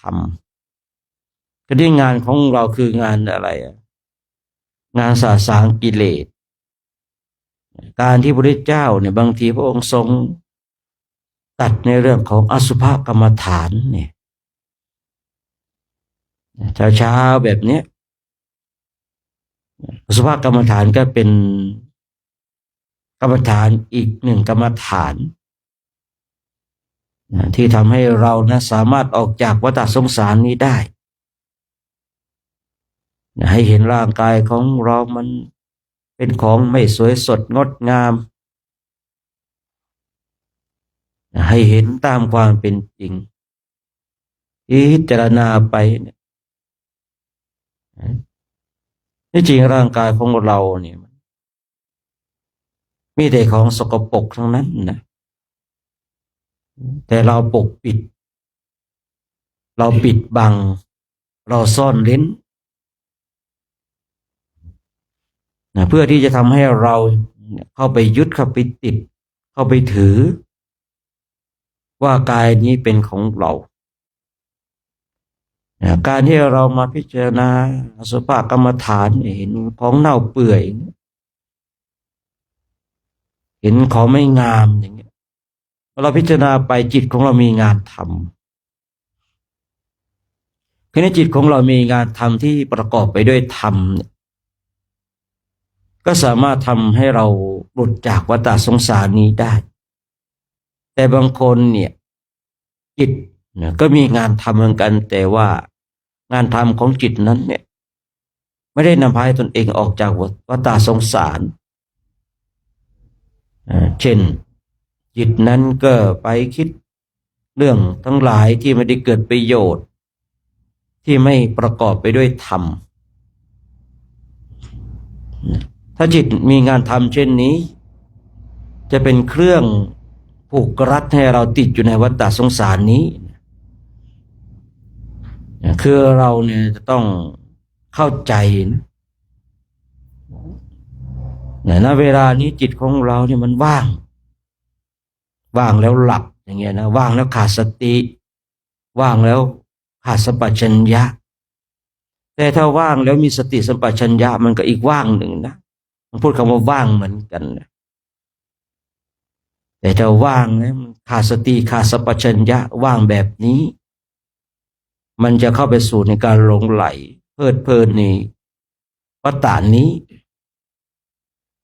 แต่ถ้าว่างนะว่างและประกอบไปด้วยสติสัมปชัญญะนะว่างแบบเนี้ยนะที่พระพุทธเจ้าพระองค์ทรงต้องการคราวนี้เองเราเนี่ยไม่สามารถที่จะทำให้จิตของเราว่างที่ประกอบไปด้วยสติสัมปชัญญะได้เนี่ยแล้วเราก็ต้องอาศัยให้จิตของเรามีงานทำเมื่อเราอาศัยสิ่งที่ทำให้จิตของเรามีงานทำที่ประกอบไปด้วย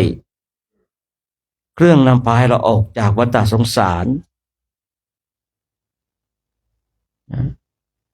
ก็จะทำให้เราเนี่ยเป็นผู้ที่มีความเพียรที่ถูกต้อง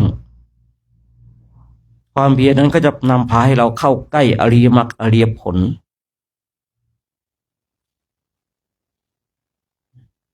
คือความเพียรที่มีสติมีสัมปชัญญะเพียรที่ถูกต้องเนี่ยมันเหมือนกับเราเดินเข้าสู่อริยมรรคอริยผลอริยมรรคอริยผลเนี่ยเป็นจุดหมายปลายทางณเวลาเนี้ยเรารู้ว่ามีอริยมรรคอริยผลแต่เราไม่รู้ว่ามันอยู่ตรงไหนสำหรับเราแต่เรารู้นะเรารู้ว่าอริยมรรคอริยผลมีแต่เรายังไม่รู้ว่าอริยมรรคอริยผลนั้นมันอยู่ตรงไหนเราต้องเดินไปอีกไกลขนาดไหนเดินอีกกี่ก้าวส่วนบุคคลเนี่ยบุคคลหนึ่งบุคคลใดเนี่ยได้พระอนาคามีแล้วเห็นแล้วเดินอีกไม่กี่ก้าวก็จะถึงมรรคผลนิพพานแล้วส่วนบุคคลได้พระสกิทาก็ใกล้เหมือนกันแต่ก็ไกลกว่าพระอนาคามีแต่เดินไม่เท่าไรก็จะไปถึงมรรคผลนิพพานแล้วส่วนบุคคลที่ได้พระโสดาบันเห็นเหมือนกันเห็นแล้วเห็นจุดหมายปลายทางอยู่ตรงนั้นเองแต่ก็ไกลกว่าพระสกิทานิดนึงแต่ก็เห็นแล้วจุดหมายปลายทางชัดเจนแต่บุคคลที่ยังไม่ได้พระโสดาบันเป็นต้นไปเนี่ยพูดง่ายๆว่าคือยังไม่เห็นเลยนะแต่เรารู้ว่ามีอยู่ที่เรากำลังเดินเข้าไปมีความเพียรใช้มรรคมีองค์8ที่ได้กล่าวไว้ในวันก่อนนู้นนะเป็นตัวขับเคลื่อนให้เราเข้าสู่อริยมรรคอริยผลณเวลานี้ที่บอกว่าเราไม่รู้เลยว่าจุดหมายปลายทางมรรคผลนิพพานของเราอยู่ตรงไหนแต่เรารู้ว่ามีทีนี้เมื่อเรารู้ว่ามีปุ๊บเนี่ยเราอาศัยความเพียรที่ถูกต้องเมื่อเราอาศัยความเพียรที่ถูกต้องเนี่ยในการเดินจงกรมในการนั่งสมาธิมีสติมีสัมปชัญญะมีความเพียรเครื่องเขากิเลสมีสติมีสัมปชัญญะในสติปัฏฐานเราก็จะได้ยินคำนี้มีความเพียรเครื่องเผากิเลสมีสติมีสัมปชัญญะเมื่อเรามีความเพียรเช่นนี้เราก้าวต่อไปเราฝึกเราปฏิบัติต่อไป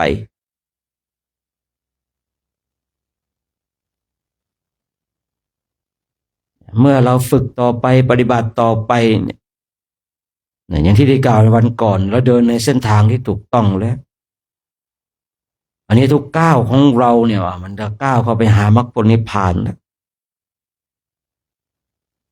แล้ว มันก็จะสั้นลงไปทุกทีทุกทีอย่างสมมติว่าเราเดินในเส้นทางที่ถูกต้องแล้วอย่างที่เราจุดเริ่มต้นของการจาริกของเราเนี่ยพระธาตุจอมปิงจังหวัดลำปางเราจะเดินกลับวัดดอยเทพนิมิตร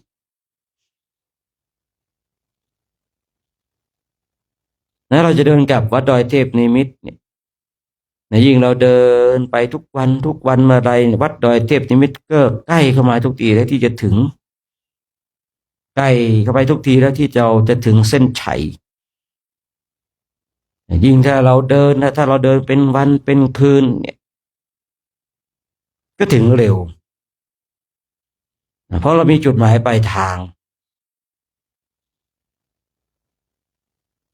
แต่ถ้าเราเดินบ้างหยุดบ้างมันเกิดจะช้านิดนึงแต่ถามว่าถึงไหมก็ถึงเหมือนกันแต่ก็จะช้านิดนึงเหมือนกันการฝึกปฏิบัติธรรมกรรมฐานถ้าเราฝึกฝนอบรมอย่างจริงจังมีความเพียรที่ถูกต้องมีสติมีสัมปชัญญะตั้งหน้าตั้งตาเดินไปมันก็ถึงเร็วท่านทั้งหลายแต่ถ้าเราเนี่ยเดินบ้างหยุดบ้างปฏิบัติบ้างไม่ปฏิบัติบ้างตั้งความเพียรบางทีตั้งความเพียรก็ความเพียรที่ไม่ถูกต้องบ้างมันก็ช้าลงไปทุกทีมรรคผลนิพพานนั้นมันอยู่ที่ตัวของเราเองว่าเราจะทำให้มันเกิดขึ้นไหมไม่ได้ขึ้นอยู่กับคนอื่นเลยการทำลายกิเลสทั้งหลายขึ้นอยู่กับตัวของเราเองไม่ได้ขึ้นอยู่บุคคลอื่นเลยยิ่งเราเนี่ยฝึกปฏิบัติทำกรรมฐานมีความเพียรที่ถูกต้องมีความเพียรที่จะเผากิเลสทั้งหลายที่จะทำลายกิเลสทั้งหลายมีสติมีสัมปชัญญะชาติที่ไปไม่ถึงชาติต่อไปมันก็ใกล้เข้าไปสักทีชาติต่อไปเนี่ยมันไม่ถึงกับต่อไปมันก็ใกล้ลงไปทุกทีชาติต่อไปยังไม่ถึงมันก็ใกล้ลงไปทุกทีนะเพราะแต่ละชาติเราเกิดมาเพื่อฝึกฝนเพื่ออริยมรรคอริยผลนี่ฉะนั้นความเพียรที่ถูกต้องเป็นสิ่งที่สำคัญเราก็ทำอยู่อย่างนั้นย้ำอยู่อย่างนั้นทำทุกวันปฏิบัติทุกวันมีสติมีสัมปชัญญะนะก็ไปได้เร็วเหมือนกับคนที่เดินเหมือนกับเราเนี่ยจะเดินทางกับวัดดอยเทพนิมิตรเดินทั้งวันทั้งคืนเนี่ยมันก็ถึงเร็วถึงเร็วถ้าเราออกจุดเริ่มต้นเหมือนกันบางคนบางท่านก็เดินไปเล่นไปกว่าจะถึงวัดดอยเทพนิมิตรก็นานเหลือเกินแต่บางคนเนี่ยตั้งหน้าตั้งตาเดินไปเดินทั้งวันทั้งคืนแป๊บเดียวเดี๋ยวก็ถึงแล้วมันชัดเจนนี่ย้อนกลับไปดูตัวของเราเองว่าคือบางคนเนี่ยทำไมเรายังไม่ถึงมรรคผลนิพพานสักทีทั้งที่เราก็ปฏิบัติทั้งที่เราก็ปฏิบัติเราก็ต้องย้อนกลับมาดูตัวของเราว่าไอ้การปฏิบัติของเราปฏิบัติเพื่อแผดเผากิเลสหรือเปล่าวะด้วยการปฏิบัติของเราเป็นการเพิ่มพูนกิเลสอย่างสมมติว่าบางรูปบางองค์เนี่ยนั่งภาวนาไปมีสติมีสัมปชัญญะมีความเพียรที่ถูกต้องอันเนี้ยปฏิบัติเพื่อที่แผดเผากิเลสทำลายกิเลสแต่ถ้าว่าเราเนี่ยมีความเพียรที่ไม่ถูกต้องที่จะนั่งเกิดหลับบ้างขาดสติบ้างแต่เราก็คิดว่าเราปฏิบัติอยู่ในอิริยาบถของผู้สร้างความเพียรแล้วก็มีความคิดว่าทำไมเรายังไม่ถึงสักทีมันจะถึงได้อย่างไรทั้งหลายเพราะเราเนี่ยนั่งเกิดหลับหรือว่านั่งแล้วขาดสติขาดสัมปชัญญะ คือบางคนบางท่านเนี่ยทำไมได้ยินได้ฟังผมคุยเรื่องสติสัมปชัญญะบ่อยๆมันสำคัญมากๆท่านทั้งหลายสติสัมปชัญญะเป็นสิ่งที่สำคัญมากๆเลยนะถ้าสติสัมปชัญญะไม่เต็มรอบเนี่ยยากเหลือเกินที่จะเข้าสู่อริยมรรคอริยผลพระอรหันต์มีสติสัมปชัญญะที่เต็มรอบในขณะที่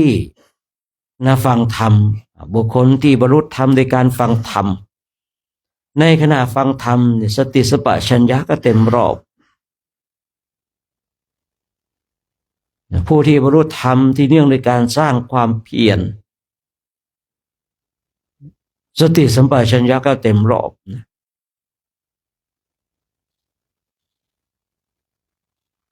ทีนี้เราท่านทั้งหลายเนี่ยบางทีเนี่ยเราอยากได้ธรรมชั้นสูงแต่เรายังไม่เข้าใจในธรรมชั้นเบื้องต้นสติสัมปชัญญะเนี่ยถ้ามองถ้าพูดว่าเป็นธรรมเบื้องต้นก็ถูกธรรมเบื้องกลางก็ถูกธรรมในที่สุดก็ถูกต้องทีนี้เราอยากได้ธรรมชั้นสูงเนี่ยแต่เราขาดสติขาดสัมปชัญญะธรรมชั้นสูงไม่ปรากฏอย่างแน่นอนเราอยากจะบรรลุธรรมเดินจงกรมเราขาดสติอย่างเงี้ยจะบรรลุธรรมได้อย่างไรใช่หรือเปล่าเราอยากจะบรรลุธรรมเรานั่งสมาธิเกิดหลับอย่างเงี้ยมันจะบรรลุธรรมได้อย่างไรนี่คือตรรกะนี่คือสิ่งที่เราจะต้องเข้าใจในเรื่องว่าการบรรลุธรรมต้องมีสติสัมปชัญญะที่ชัดเจนที่เต็มรอบคือนั่งสมาธิในแต่ละวันเดินจงกรมในแต่ละวันเนี่ยคืออาการของบุคคลที่สติสัมปชัญญะเต็มรอบจิตของเขาจะไม่พลั้งเผลอนะเมื่อใดก็ตามที่เรานั่งสมาธิจิตยังพลั้งเผลอเดินจงกรมจิตยังพลั้งเผลอยังแวบไปนู่นแวบไปนี่อยู่แบบนี้อีกนานแสนนานที่จะได้มรรคได้ผลนะที่จะได้มรรคได้ผลเนี่ยบุคคลหนึ่งบุคคลใดสติไม่พลั้งเผลอสัมปชัญญะไม่พลั้งเผลอถ้าสามารถอยู่กับปัจจุบันธรรมโดยมีสติสัมปชัญญะได้นะถ้าบารมีเต็มขอประทานถ้าบารมีดีนะ7 วันก็บรรลุธรรมได้แต่ต้องทุกวันเนี่ยสติสัมปชัญญะจะต้องเต็มรอบไม่พลั้งเผลอไม่ถูกสิ่งอื่นๆดึงไปนะไม่ถูกสิ่งอื่นๆดึงไปมีสติสัมปชัญญะเต็มรอบถ้าทำได้7 วันนะโสดาบันได้อย่างแน่นอนแต่ทางนี้ที่เรายังไม่ได้เพราะอะไรสติสัมปชัญญะของเรายังไม่เต็มรอบอย่าว่า7 วันเลยนั่งชั่วโมงหนึ่งบางทีเนี่ยมันก็ไปไหน108,000 ประการแล้วเราจะบรรลุธรรมได้อย่างไรใช่หรือเปล่าอย่าว่า7 วันเลย1 วันยังเอาไม่รอดเลยอย่าว่า1 วันเลย1 ชั่วโมงยังไปไม่รอดเลยอย่าว่า1 ชั่วโมงเลย30 นาทีบางทีก็นั่งไปก็ขอประทานอภัยนะบางคน5 นาทีก็หลับแล้วบางคนไม่หลับนั่งกำหนดได้2 นาทีฟุ้งซ่านไป8 นาทีแต่ก็ฟุ้งซ่านอยู่ในการนั่งสมาธิกายที่นั่งใจมันล่องลอยไปถ้ามันบรรลุธรรมด้วยกายมันก็ใช้ท่านั่งมันก็ดีอยู่หรอกนะแต่ว่าเราจะบรรลุธรรมที่จิตกายเป็นองค์ประกอบฉะนั้นเนี่ยบุคคลหนึ่งบุคคลใดก็ตามเนี่ยหวังความหลุดพ้น มีสติมีสัมปชัญญะทำจิตของตนเองให้เต็มรอบนะ7 วันนะพระโสดาบันได้อย่างแน่นอนแต่ห้ามพลั้งเผลอนะห้ามไปคิดไปปรุงแต่งสิ่งทั้งหลายจิตต้องมีสติสัมปชัญญะที่ชัดเจนมั่นคงผมยังไม่แปลกใจหรอกว่าทำไมคนเนี่ยจึงไม่ได้บรรลุธรรมอย่างที่ได้กล่าวเมื่อสักครู่นี้อย่าว่าแต่7 วันเลยวันหนึ่งยังทำไม่ได้เลยเนาะอย่าว่าแต่วันหนึ่งเลยชั่วโมงนึงบางทียังทำไม่ได้เลยนะใช้คำว่าบางทีนะสำหรับบางรูปเนี่ยอาจจะทำได้นะชั่วโมงนึงแต่ว่าเรามีสติสัมปชัญญะเพียงชั่วโมงเดียวมันไม่เพียงพอที่จะเป็นเหตุให้เราได้บรรลุธรรมแต่ถามว่าดีไหมดีแต่ถ้าเราหวังความบรรลุธรรมเนี่ยมันไม่เพียงพอกำลังไม่เพียงพอนั่นมันต้อง7 วันนู่นนะ7 วันชัดเจน7 วันเนี่ยชัดเจนความภาคเพียรพยายามของเราตั้งจิตให้ถูกต้องบอกตัวเองเตือนตัวเองบางทีเนี่ยที่ผมกล่าวไว้เมื่อตอนต้นที่มันหนาวอากาศมันหนาวแล้วเราหาผ้ามาปกปิดจนอุ่นพออุ่นแล้วก็หลับ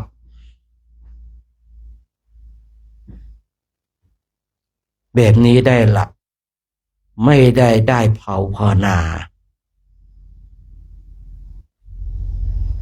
แต่ถามว่าการนั่งสมาธิหลับมันผิดไหมมันก็ไม่ผิดท่านทั้งหลายแต่ถ้าถามถึงมรรคถึงผล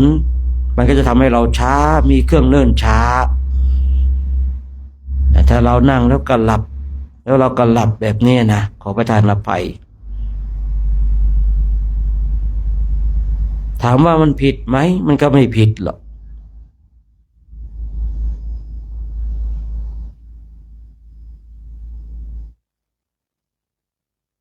แต่เราจะมีเครื่องเนิ่นช้ามันก็จะช้าลงไปการเดินทางของเราเข้าสู่มรรคผลนิพพานก็พูดง่ายๆว่าเราก็แวะข้างทางบ่อยเหลือเกินพูดง่ายๆว่าเดิน1 ก้าวหยุดไป3 วันหยุดไป10 วันก็หยุดไป1 ปีอย่างเงี้ยนะเดินไปแค่1 ก้าวเท่านั้นเองนะแล้วลองคิดดูระยะเวลาที่จะถึงเอาอุปมาให้ฟังให้ชัดเจนอย่างที่อุปมาเมื่อสักครู่เนี่ยเดินกับวัดดอยเทพนิมิตรเราเดินแค่ก้าวเดียวนะพอเราลงเราเดินในก้าวเดียวก้าวปุ๊บเราหยุดไป3 วัน7 วัน10 วัน1 เดือนพอครบ1 เดือนปุ๊บเราเดินไปอีกก้าวนึงเราหยุดอีกแล้วเมื่อไหร่มันจะถึงใช่หรือเปล่าวัดดอยเทพนิมิตรคือในปัจจุบันเนี้ยนะคนโดยส่วนมากที่ยังไปไม่ถึงมรรคผลนิพพานก็เป็นเช่นนี้ท่านทั้งหลายฉะนั้นเราก็มาฝึกฝนอบรมตั้งจิตของเราให้ถูกต้องมาเตือนตัวเองให้ได้แต่วันนี้เราพลาดไปแล้วเราขาดสติไปแล้วหรือว่าเมื่อกี้เราพลาดไปแล้วเราขาดสติไปแล้วเดี๋ยวจะเริ่มต้นใหม่ให้มีสติให้มีสัมปชัญญะให้มีสติสัมปชัญญะคือผมเองเนี่ยผมทำเช่นนี้สมัยก่อนเอาเวลาตักข้าวตักข้าวเนี่ยเมื่อวันหนึ่งวันใดเราตักข้าวเราขาดสติตักมาซะเยอะเลยตอนที่เราตักข้าวเราขาดสติพอกลับมานั่งปุ๊บอ้าวโอ้โหข้าวเยอะพอเราคิดว่าข้าวเยอะปุ๊บสติมาผมก็ไม่ฉันข้าวเลยผมก็ไม่ฉันข้าวเลยเพราะอะไรเหตุของการตักข้าวเยอะคือเหตุเนื่องด้วยการที่เราขาดสติอย่าขาดสติมากใช่ไหมตอนที่เราตักมันขาดสติแล้วตอนฉันจะมีสติโดยการไม่ฉันโดยการไม่ฉันข้าวผมฝึกอย่างนี้นะคือก่อนหน้านั้นเราอาจจะขาดสติได้แต่เมื่อเรามีสติแล้วเนี่ยเราก็จะเริ่มต้นใหม่ จิตของเราเนี่ยมันต้องกำราบต้องเอาให้อยู่จิตของเราถ้าเราไม่กำราบไม่เอาให้อยู่นะเรานั่นแหละจะเป็นผู้ที่พ่ายแพ้นะเป็นผู้ที่พ่ายแพ้แต่วันไหนจะตักข้าวใส่ปากปุ๊บขาดสติมาก่อนนะตอนที่ฝึกเอาคำแรกเราไม่รู้เลยผมมีสติผมหยุดฉันทันทีเลยเรียฉันมันหิวนะบางทีนะมันหิวพอให้พรเสร็จปุ๊บไม่สนใจรีบเลยนะรีบตักใส่ปาก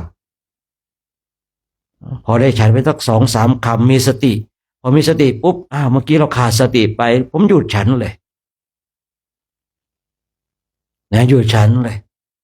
ขาดสติเมื่อไรก็หยุดฉันมันนั้นถ้ามีสติเมื่อไรขอประทานมีสติเมื่อไรถ้าเรารู้ก่อนหน้านั้นเราขาดสติผมทำอย่างนั้นมันฝึกอย่างนั้นคือไม่ใช่ว่าเราไหนๆก็ตักมาเยอะแล้วก็ฉันให้หมดเลยเนี่ยฉะนั้นก็ฝากไว้เนี่ยเพราะว่าเราเนี่ยต้องมาสร้างความเพียรด้วยตัวของเราเองนะเพราะว่าการละกิเลสทั้งหลายการทำลายกิเลสทั้งหลายก็เราละด้วยตัวของเราเองไม่มีคนอื่นมาทำมาละให้กับเราอย่ายุติการใช้เสียงสักระยะหนึ่งเพื่อเราท่านทั้งหลายได้นั่งบำเพ็ญเพียรภาวนานะจนกว่าจะได้เวลาในการแผ่เมตตานะ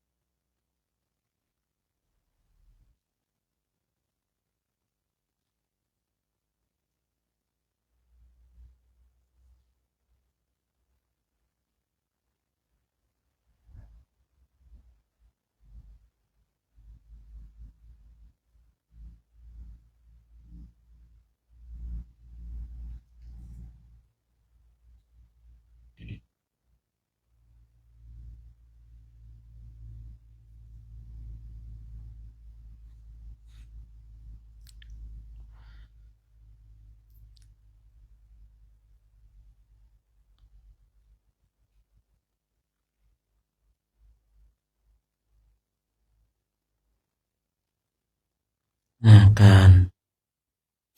เจริญจิตภาวนาในช่วงเช้านี้ก็สมควรแก่เวลาให้เราจะนั่งรายทำความสึกตัวทั่วพร้อม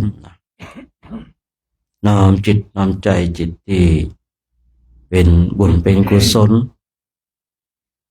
จะได้ร่วมกันแผ่เมตตาให้กับสรรพสัตว์ทั้งหลายที่เป็นเพื่อนทุกข์เกิดแก่เจ็บตายของเราสัตว์ใดที่มีความทุกข์ขอให้พ้นจากทุกข์สัตว์ใดที่มีความสุขขอให้สุขยิ่งขึ้นไป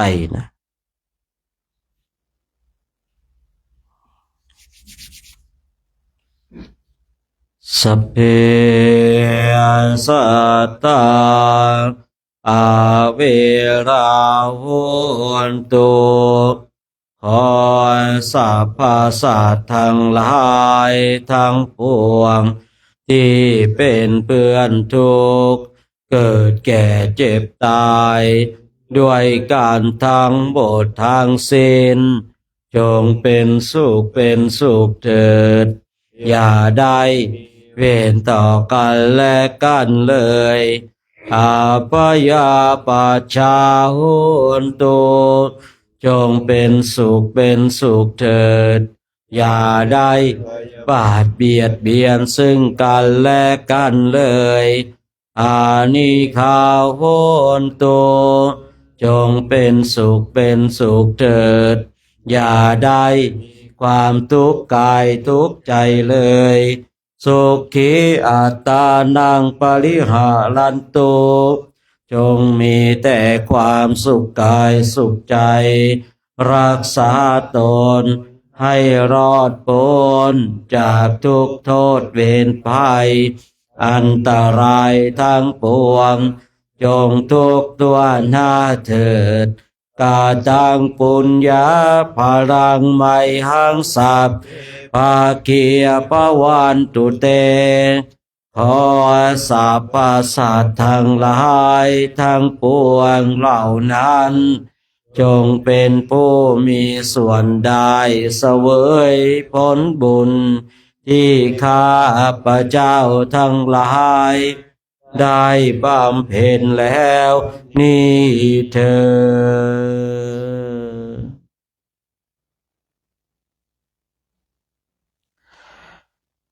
ดเจ้านี้ก็ต้องขออนุโมทนาสาธุการเนาะกับเราท่านทั้งหลายเนาะทุกรูปเนาะทุกท่านนะคณะฝ่ายพระภิกษุสงฆ์องค์สมณเณรพร้อมกับแม่ชีแล้วก็อุบาสกอุบาสิกาเนี่ยเรามาอยู่ที่วัดห้วยสลานี่ก็กว้างขวางเนาะสะดวกสบายหลายอย่างเป็นความโชคดีของเราเนาะวันนี้ก็จะได้เดินทางต่อเนี่ยจุดหมายปลายทางของเราเนาะก็ว่าเลยวัดดอยเทพนิมิตรเนี่ยจะถึงวันที่เท่าไหร่ก็ยังไม่รู้เหมือนกันนะแต่ก่อนปีใหม่อย่างแน่นอนนะก่อนปีใหม่อย่างแน่นอนตอนนี้เราก็มาทำหน้าที่ของเรากันก็ไม่มีอะไรมากกันเนาะอย่างที่เราทั้งหลายได้ทำกันทุกๆวันนี่แหละนะระฆังดังฉันข้าวเก็บของเดินทางกลางเต็นท์ปักกดระฆังดังสวดมนต์เสร็จก็นอนเสร็จก็เตรียมตัวลุกก็ไม่มีอะไรก็ประมาณนี้นะแต่ละวันในแต่ละวันก็สบายนะถ้าใครเคยผ่านการฝึกที่เคร่งครัดมาแต่ก็จะเป็นเรื่องหนักสำหรับบุคคลที่แบบอยู่วัดก็ไม่ค่อยได้ทำอะไรเนาะแต่โดยส่วนมากผมว่านะถ้าระดับที่ทำกันอยู่นี่คือแบบไม่ได้เคร่งครัดอะไรยังไงนะอยู่สบายนะสบายมากๆเลยนะมากๆเลยนะไม่เหมือนกับสมัยก่อนๆนะสมัยก่อนใครนั่งหลับคอหักตกเย็นไปสวดมนต์นะสวด เพราะว่าช่วงหลังนี่ก็ถ้าใครเสียงกรนเนี่ยก็เอาคนที่เสียงกรนก็แล้วกันนะเพราะว่านั่งหลับก็ไม่นานหรอกนะ10-20 นาทีนะมันก็เจ็บคอนะครับผมเดี๋ยวก็ตื่นนะขยับตัวใหม่นั่งตัวตรงขาดสติก็คอหักต่อ คอหักต่อก็ยังดีนะครับ ผมมาตรงได้สัก5 นาที10 นาทีนะอืมฉะนั้นเราอยู่ด้วยกันแล้วก็ว่ากันไปเนาะมาร่วมด้วยช่วยกันมานั่งตากน้ำค้างด้วยกันเนี่ยนั่งตากน้ำค้างด้วยกันมาเดินด้วยกันมาฉันด้วยกันทำอะไรด้วยกันเนี่ยอยู่แบบนี้เรามีความสุขนะมีความสุขกับหมู่คณะกับครูบาอาจารย์เราขับเคลื่อนไปด้วยอุดมการณ์เดียวกันเนี่ยมันง่ายครับผมถ้าเราเป็นน้ำก็เป็นน้ำเหมือนกันถ้าเราเป็นน้ำมันก็เป็นน้ำมันเหมือนกันถ้าเราเป็นนมเราก็เป็นนมเหมือนกันมันเข้ากันได้ง่ายไม่ใช่ว่าเราบางคนเป็นน้ำบางคนเป็นน้ำมันหรือว่ามันเข้ากันยากเหลือเกินนะของเราเนี่ยเข้ากันง่ายนะอุดมการณ์เดียวกันมีท่าที่แข็งแกร่งเหมือนกันมาร่วมเดินด้วยกันบางทีนะครับผมบางทีผมเองก็สงสารพระเห็นเดินแบบเจ็บเนี่ยนะแต่ไม่รู้จะทำยังไงท่านทั้งหลายแต่ไม่รู้จะทำยังไงเพราะว่าเราเจ็บในประเทศไทยนี่ยังดีกว่าไปเจ็บในอินเดียนะแต่เจ็บอินเดียนะครับผมมีอยู่ปีหนึ่งโยมไปเดินตามเดินไม่ไหวโยมเดินไม่ไหวก็ต้องเดินไม่มีรถรับเลยอาจารย์ไม่มีเอารถไปไหนแล้วโอ้โหรถเขาก็มีธุระนะมีธุระไปหายเงียบไปเลยนะเดินไม่ไหวโยมนะมีอยู่ปีหนึ่งนะเดินไม่ไหวแล้วเดินไปได้1-2 เมตร100 เมตร200 เมตรหยุดพักอีกแล้วปีนั้นในวันนั้นนะปีนั้นเนี่ยโอ้โหแล้วก็อีวันนั้นเดินไปบางที100 เมตร200 เมตรไม่ไหวอีกแล้วหมดแรงมีอยู่ปีหนึ่งนะมีอยู่ปีหนึ่งเป็นอย่างนั้นนะหารถมารับทีมันจะหาได้อย่างไรนะหาได้อย่างไรมันหาได้ก็กว่าจะหาได้นี่ก็นานเหลือเกินเพราะอะไรรถที่ประเทศอินเดียเนี่ยมีครับมีนะแต่ไม่ได้หาได้ง่ายๆนะครับผมนะยิ่งถ้าเราเป็นนักบวชแบบนี้ด้วยนะบางทีก็ยากนะครับบางทีเขาก็คิดแพงครับผมคิดแพงมากๆเลยนะบางทีแพงจนแบบว่าเหมารถได้ทั้งเดือนนะทีมันก็รู้นะบางทีก็เลยต้องมาฝึกกันแบบนี้ก่อนทดสอบก่อนว่าไหวไหมแต่พอไปอินเดียแล้วเนี่ยอย่างที่ได้กล่าวไว้จะเรียกรถมารับจะมีรถคอยติดตามคอยช่วยเหลือแบบนี้ไม่มีนะครับผมแต่ถ้าไปอินเดียดีอย่างหนึ่งคือเราไม่ได้แบกบริการของเรามากแบบนี้นะครับเพราะว่าไปที่นู่นเราก็บริการของเราก็จะมีรถเนาะเราใส่รถแล้วก็ไปเลยนะครับบริการไปถึงก่อนเราเดินไปคือเดินในภาคเหนือเนี่ยมาเช็คจิตใจเดินภาคกลางเนี่ยมันไม่มีอะไรมากมายแล้วแต่พอเราไปเดินที่อินเดียไปเอาบุญกันนะเนาะให้ร่างกายมันเจ็บมันป่วยเนี่ยมันก็ลำบากเหมือนกันนะไปเอาบุญแต่ว่าตอนภาคเหนือเนี่ยมันเป็นช่วงสำคัญที่เราจะได้รู้ว่าร่างกายของเราไหวหรือไม่ไหวเจอความหนาวไหวไหมเจอความร้อนไหวไหมถ้าเท้าเรางดเจ็บเนี่ยสมัยก่อนผมไม่อนุญาตใส่ถุงเท้าเลยนะถุงเท้าเนี่ยไม่ให้ใส่เลยนะ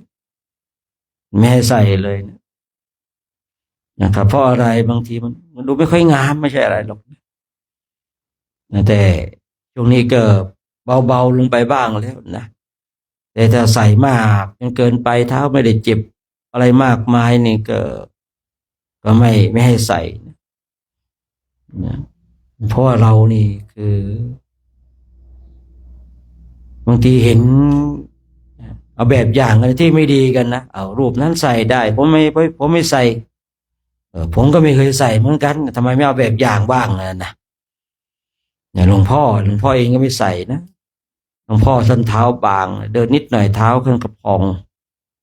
แต่ท่านก็ไม่ใส่ท่านจะเป็นแบบอย่างให้กับเรานะแต่ไปอยู่ในอินเดียท่านก็ใส่นะครับเราใส่ท่านก็ใส่นะครับปกติหลวงพ่อท่านใส่นะวานก่อนก็ถามหลวงพ่อไม่ใส่รองเท้านี่คือเป็นแบบอย่างให้กับพวกเราท่านก็เจ็บนะครับแต่ท่านยังเป็นแบบอย่างคือแบบอย่างบางอย่างไม่ต้องไปพูดนะต้องไปพูดเนี่ยรู้เลยอ๋อท่านอยากเป็นแบบอย่างให้กับเรานะครับเมื่อก่อนผมไม่อนุญาตเลยนะถุงเท้าเนี่ยมาใส่เดินกันเนี่ยนะแต่ช่วงหลังนี่ก็เข้าใจอยู่เนาะก็เข้าใจอยู่บางทีก็เจ็บจริงๆก็เจ็บจริงๆนะครับนะมันมีเจ็บจริงกับเจ็บไม่จริงเนาะแต่เจ็บจริงเนี่ยก็น่าเห็นใจนะครับผมแต่ทั้งนี้ทั้งนั้นเนี่ยถ้าเราไปอินเดียนะครับผมที่กล่าวไว้เนี่ยมันไม่มีรถตามเช่นนี้นะคือรถเนี่ยอย่างสมมติว่าเราพักโรงเรียนนะเราต้องออกจากโรงเรียนเนี่ยก่อน8 โมงเนี่ย7 โมงเราฉันข้าวครึ่งชั่วโมงอีกครึ่งชั่วโมงเก็บบริขารนะโดยประมาณพอ8 โมงเราต้องออกแล้วฉะนั้นก่อน8 โมงเราต้องมาสวดมนต์กันอีกอย่างเงี้ยเราก็ต้องรีบนะบางทีเก็บเต็นท์อะไรกันอย่างรีบเร่งเลยนะพอฉันเสร็จเก็บบริขารเสร็จเอาบริขารขึ้นรถเสร็จบริขารบางอย่างนะไม่ใช่ทุกอย่างนะบางอย่างพอเรากราบพระไหว้พระเสร็จ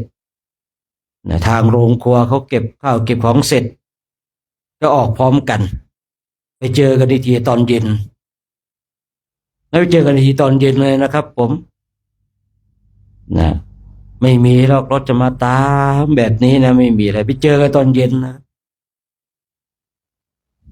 เป็นเช่นนั้นเราจึงต้องมาเตรียมความพร้อมให้เราพร้อมเจอกับอะไรหลายๆอย่างในประเทศอินเดียมันคาดการไม่ได้ครับในเรื่องหลายๆสิ่งหลายๆอย่างในประเทศอินเดียนะครับมันคาดการไม่ได้มันกำหนดกฎเกณฑ์ไม่ได้แล้วเราเลยต้องมาทดสอบความร้อนทดสอบความหนาวทดสอบความเจ็บเนี่ยแล้วก็ทดสอบอาหารนี่ไม่ต้องทดสอบเนาะ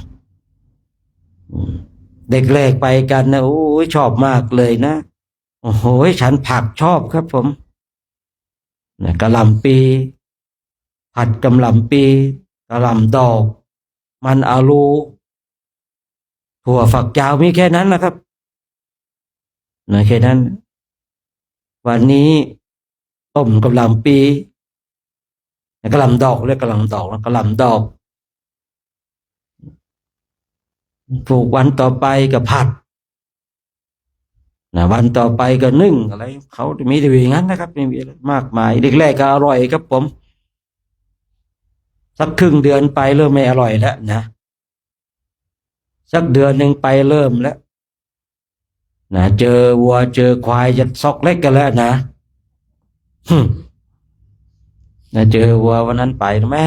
ตัวนี้มันอ้วนมันน่าซอกเล็กเนาะนะเนี่ยเริ่มแล้วนะที่นู่นเขา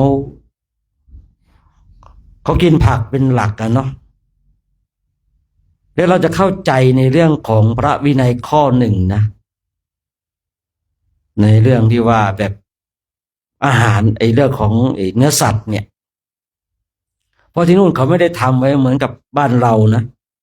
คือเขาอยากได้ไก่ตัวไหนเขาก็ไปชี้เอา แล้วเขาก็ทำให้ ไม่มีทำไว้ขายเหมือนกับบ้านของเรานะขังไก่เป็นๆเลยครับ อยากได้ตัวไหนก็ไปชี้เอาค่าตรงนั้นแหละครับ ผมของเราเนี่ยแหม่ไปแสวงบุญเนาะจะไปชี้เอาไก่ตัวนี้นะ โอ้มันไม่คือเนาะพ่อครัวแม่ครัวของเราจะไปชี้นะแต่บางคณะก็ล้มแพะเหมือนกันนะโอ้โหได้ข่าวว่าบางคณะนี่ล้มแพะเป็นตัวเลยนะถ้าไม่ลงครับผมนะถ้าไม่ลงหรอกนะคือเราไปเนี่ยบางทีแหมไปล้มคือถ้าแบบคนอื่นล้มแบบที่เราไม่รู้เราไม่เห็นไม่ได้ตั้งใจไม่นั่นมันก็โออยู่นะแต่บางคณะหัวหน้าแก๊งสั่งล้มแพะเลยนะ ล้มแพะเลยเป็นตัวเลยนะนั้นเราท่านทั้งหลายนี่ต้องเตรียมความพร้อมให้เต็มที่เลยนะคือต้องพร้อมจริงๆนะร่างกายต้องพร้อมจิตใจต้องพร้อม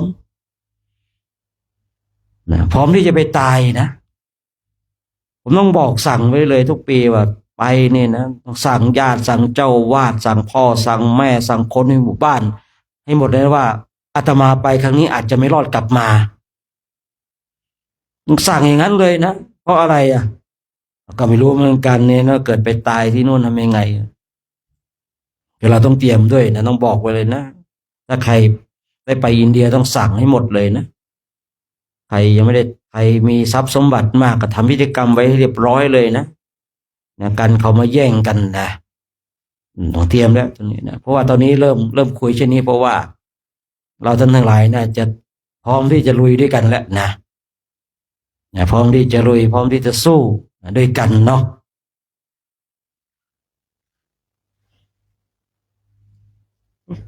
ใบนั่นเป็นไงไปเนี่ย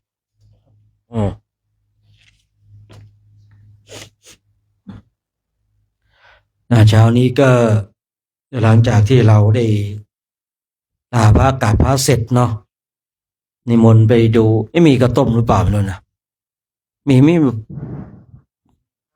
นะมีอยู่นะมีข้าวต้มแล้วก็น้ำเต้าหู้ปลาต้องโกนะปลามาตั้งแต่เมื่อวานพร้อมกับเต้าหู้แล้วนะแต่ปลามันถูกขังไว้นะ ถูกขังไว้นะปลาถูกขังไว้นะเมื่อคืนก็อาจารย์นิดอะไรเนี่ยไม่รู้นะผมก็จับดูโอ้โหปลาไม่มีก้างแสดงว่ามาพร้อมกับน้ำเต้าหู้ครับผมตอนเช้านี่ก็เดี๋ยวก็จัดการกันด้วยนะครับจัดการกันด้วยนะคือมีน้ำเต้าหู้อยู่นะครับผมแล้วก็ปลาท่องโกเขาว่ามีข้าวต้มด้วยเนาะยังไงก็ฉลองศรัทธาเนี่ยก่อนออกรับบิณฑบาตนะครับวันนี้เราออกบิณฑบาต7 โมงเช้าไปสายเดียวเนาะไปสายเดียวฉะนั้นก็6:50ก็ตั้งแถวตั้งแถวใครไปไม่ไหวมีไหมไม่ไหวนะป่วยเมื่อวานนะใครนั่นกับอีกรูปหนึ่งใครเป็นอะไรเอ่ยขาเจ็บเท้าพองทุกอย่างด้วย เอาเจ็บก็ไม่เป็นไรนะไปเป็นยังไงว่าจะถามองค์ป่วยเมื่อวานเป็นยังไงหายหรือยังดีขึ้นนิดนึงดีขึ้นนิดนึงก็ดีนะดีขึ้นก็ดีแล้วกันป่วยเจ็บป่วยไม่ไหวก็นะไม่ต้องไปบินเนาะต้องไปบินวันนี้ก็ลองเดินดูเนาะลองเดินดูก่อนนะไม่ไหวค่อยขึ้นรถคือต้องสู้ครับผมตรงนั้นนะผมไข้ทุกวันนะที่ผมเดินนะผมไม่รู้ผมนะมันเป็นโรคจิตยิ่งไข้ผมยิ่งเดินมีอยู่ปีหนึ่งนะมีอยู่ปีที่ผมไปโดนเป็นไทฟอยด์ผมโดนฉีด38 เข็มผมเอาเข็มผมปักไว้อย่างเงี้ยตรงแขนเนี่ยเอาเข็มปักไว้เลยนะครับเพราะว่ามันต้องฉีดตรงเวลาเช่นเช้า8 โมงเราก็ต้องฉีด8 โมงทุกวันเย็น6 โมงเราก็ต้องฉีด6 โมงทุกวันครับแล้วผมปักเข็มผมไว้ที่แขนเนี่ย หมอก็ฝากเข็มไว้เลยนะผมก็เดินอย่างนั้นนะครับ เดิน พอไปถึงที่พัก6 โมงก็ให้พระพวกเรานี่ที่ไปด้วยกันเนี่ย เอาฉีดใส่สลิงเลยครับฉีดใส่พอฉีดปุ๊บมันต้องนอนพักแป๊บหนึ่งมันปวดมากครับ ยาเนี่ยมันโอ้โหปวดมากนอนพักเสร็จก็ทำอะไรต่อได้ทำอะไรต่อได้นะฝังมันอยู่ตรงนี้มันยาก ผมก็เลยถามไว้แถวนี้ได้ไหมได้ขับมาไว้ตรงนี้ มาฝากเข็มไว้ตรงนี้นะครับ ฝากเข็มไว้ตรงนี้ พอถึงเวลาเขาก็เอาจุกออกนะเข็มฉีดเข้าไปครับโอ้โหยาเขาแรงมากครับยาเขาแรงมากนะไม่เคยคือผมเป็นโรคจิตชนิดหนึ่งนะแต่มาได้ก้าวขาไหวผมจะไม่ยอมนะในโรคจิตนะเรียกว่าโรคจิต เดินจนแบบหายไข้นะอันนี้ดีแล้วนะอันนี้พร้อมลุยแล้วนะสบายแล้วนอนดึกได้แล้วนะนอนดึกได้นะฉะนั้นก็ใครไปไม่ไหวก็ไม่ต้องไปเนาะนี่นะใครเจ็บใครป่วยยังไงก็ว่ากันไปนะใครไม่ไหวจะเอาของขึ้นรถก็มาบอกกันก่อนนะต้องมาบอกกันก่อนนะใครจะเอาแบบไม่ไหวจริงๆจะเอาของขึ้นรถเนี่ยนะบริการเนี่ยต้องบอกกันก่อนเพราะว่า คือถ้าไม่ได้บอกกันเดี๋ยวก็มันมีจ่าลอยเนาะลอยไปซ่อนไว้เก็บไว้นะไปฝากไว้นะครับ ผมเอาละเนาะเดี๋ยวเราก็ให้เจ้าภาพเขาต้มก่อนก็แล้วกันเดี๋ยวเขาต้มยังไม่มาไม่รู้นะว่าไงทองเล็กร่วมทำบุญถวายคณะคณะเดือนใหม่ครับอ๋อสาธุหลวงพี่ทองแดงนะพระอุปถากนะทำบุญร่วมน้ำปนาต้นเดือนเลยนะสาธุนะเดี๋ยวเราต้มมาพอดีเลยนะ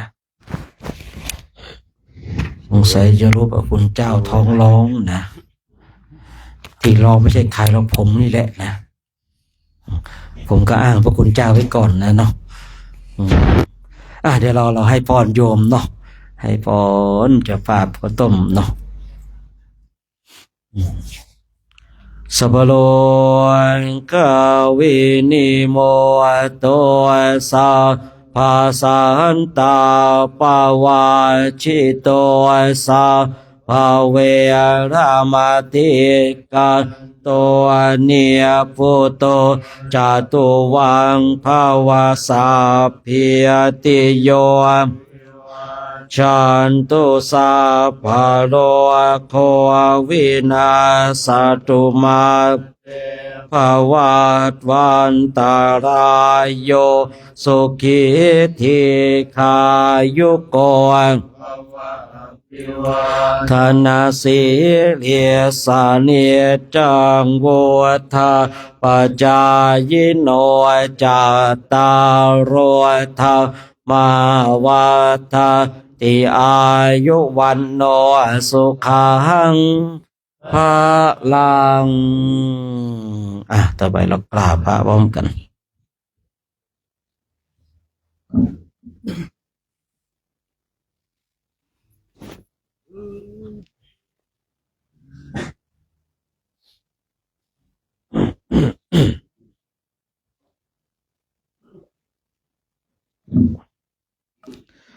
อะระหังสัมมาสัมพุทโธภะคะวาพุทธังภะคะวันตังอภิวาเทมิสวากขาโตภะคะวะตาธัมโมธัมมังนามัสสามิโสปฏิปันโนภะคะวะโตสาวกสังโฆสังฆังนามามิมหาตาปิตุโคนังอาหังวันทามิ โคโรอุปาชา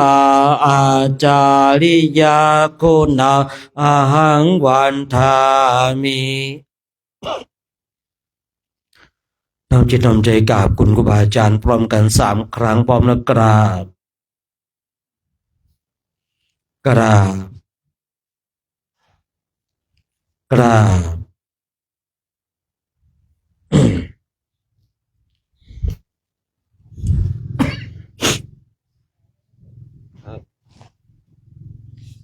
พระภิกษุสงฆ์พร้อมใจกันกราบพระอาจารย์โชคชัยกันอีก3 ครั้งพร้อมกันแล้วกราบ นะสาธุ กราบกราบ นะสาธุแม่เนนแม่ชีโยมพร้อมแล้วกราบ กราบกราบสาธุหนาวไหมท่านพระครูหนาวไหมเอาอยู่นะเอาเรื่องไงนะถุงมือถุงเท้ามีวะ บอกทิ้งเอาไว้ เอาแต่เพ่งเนี่ยนะ